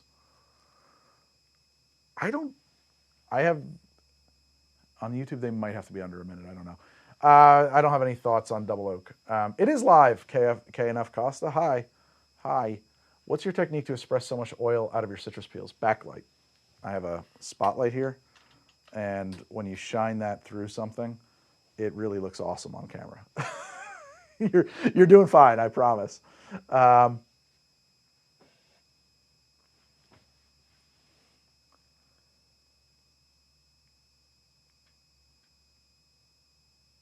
Shorts make no money. Will you be doing another vid for warm drinks? Sure, why not?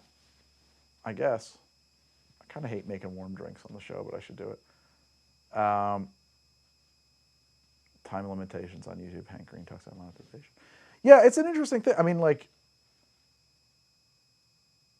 oh, thank you, KNF Costa. Thank you.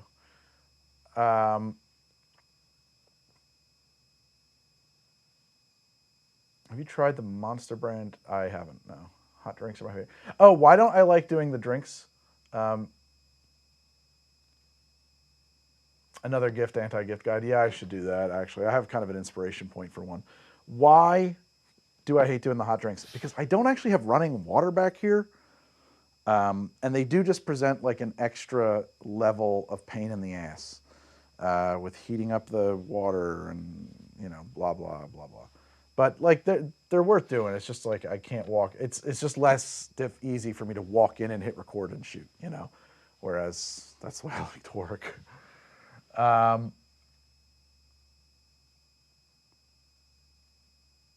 Yeah, you do just need a kettle. That's right. I have that. But then it makes noise and it shows up in the microphone and it takes time and it has to be refilled. And it's like a very minor inconvenience, but when you add up 5 minor inconveniences, I'm just like, I don't want to do it now. But Glenn and Friends, I would love to do something with as well. Some YouTubers use shorts as commercials for long-form stuff coming out later that week. Yeah, I mean, are people watching that? I don't know. I don't know. I really don't know. Yellowstone was great. Yeah, that was fun. Thank you. They loved it too. It was super fun. I have not watched The Penguin. Big ass Yeti with water is probably the best way to do it. Yeah, you're probably right, actually. I would like to do something with the Whiskey Tribe. I'm sure we could. Shorts are just advertising. I have bad news for you about all content on the internet. Chernobyl toxic. Overproof rum. It depends. I mean, if I have it around, I like Hamilton's 151. I also really like Plantation OFTD. Then there's Ray and Nephew, which is an overproof rum, but like Ray and Nephew is Ray and Nephew. You wouldn't just use. It calls for an overproof. I'll use Ray and Nephew. You wouldn't. Lemon Heart is another one. Those are all good.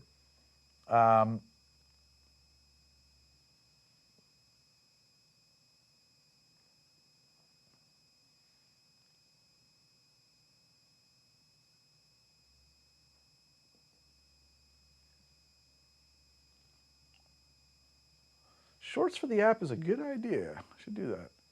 Does Hamilton 87 exist? Well, no. I mean, it does. It's just my bottle's not here. I have the Hamilton 151. I'm looking at it. I mean, Hamilton is hard as hell to find to begin with. I don't know of a single liquor store around me that carries it. I was considering writing a cocktail book.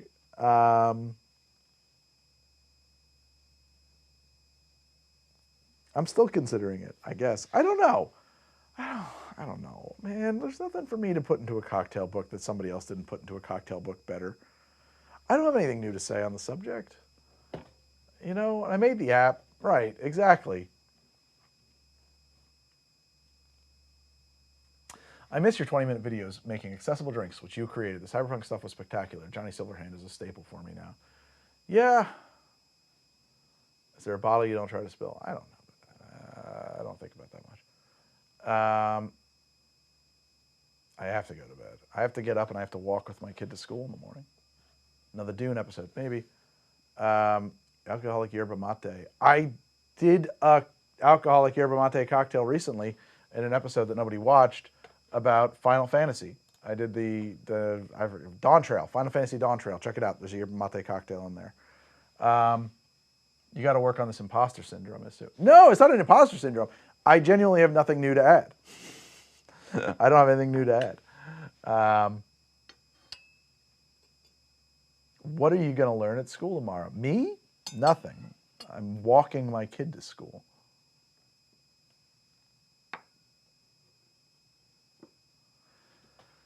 I think that the app is going to remain a patron reward. I could envision other internet applications that somehow become like that are other things, but this app is going to remain a patron reward for a while. Olivia Souza, you have a whole YouTube channel, Greg. I don't know what that means. I'm sorry.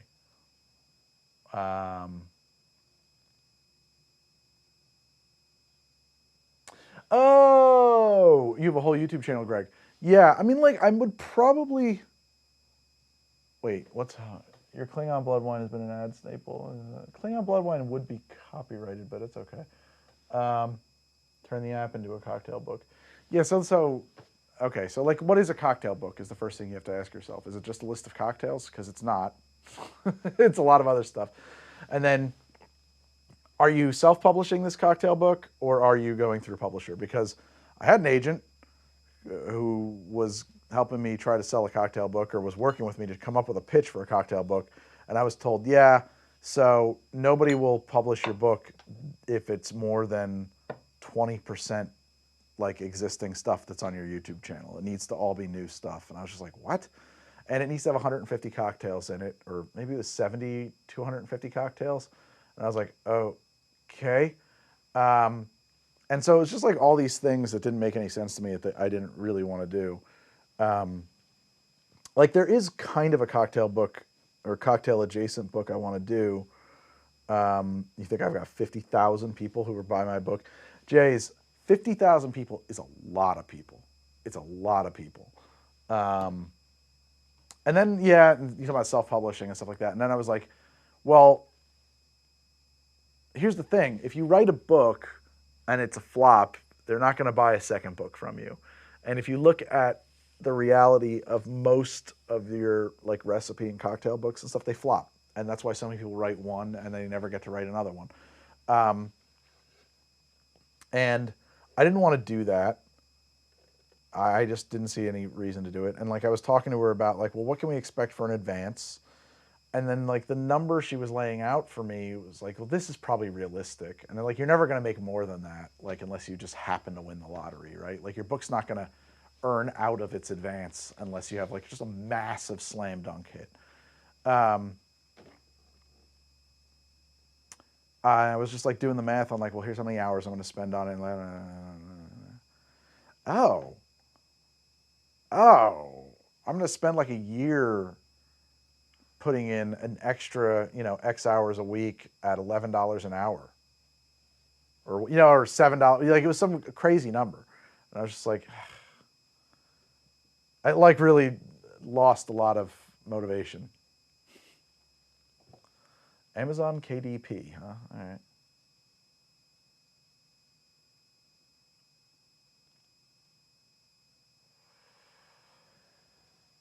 Human Napkin, yes. App is for subscribers to the Patreon. If you unsubscribe, you should not have access anymore. In reality, that functionality might not be working right now. You might, in fact, get something like half a month more after you click unsubscribe. I think I have to set up the webhooks more fancy if I want you to like immediately lose access. But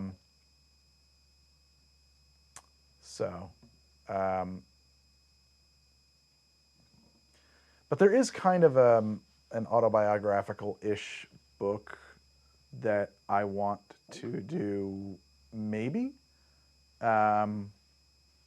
I think I do. And that is like, I actually put out together kind of an outline for this whole thing. And I should just fucking knuckle under and actually write the stupid thing. As far as putting it iOS or Android, no, but it is a mobile responsive web app. Like it's a web app that it's just HTD.com, and it's built to be, and I'm looking at this in a funny way, like it's built to work on your phone natively. So I feel like that's better in a lot of ways. I don't know. Guys, gang, lovers, I gotta go. You just keep talking, huh?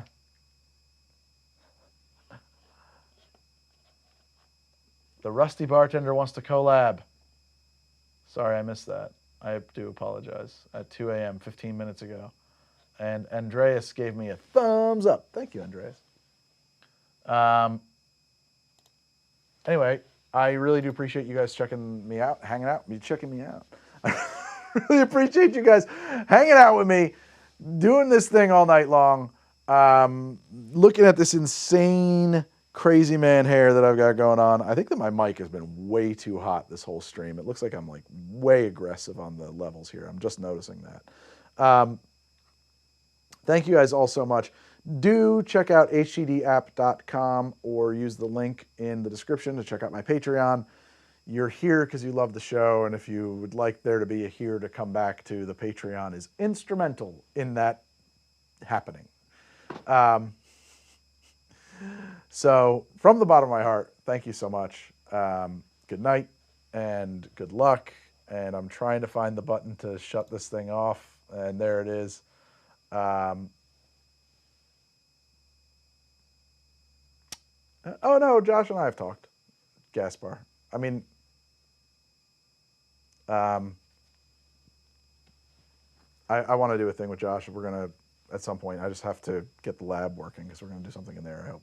Anyway, good night. I love you. You guys are beautiful, and I'll see you soon. I'll try to do more of these, by the way. Upcoming, I don't know, Andrew. I mean, like once a week at most. But bye.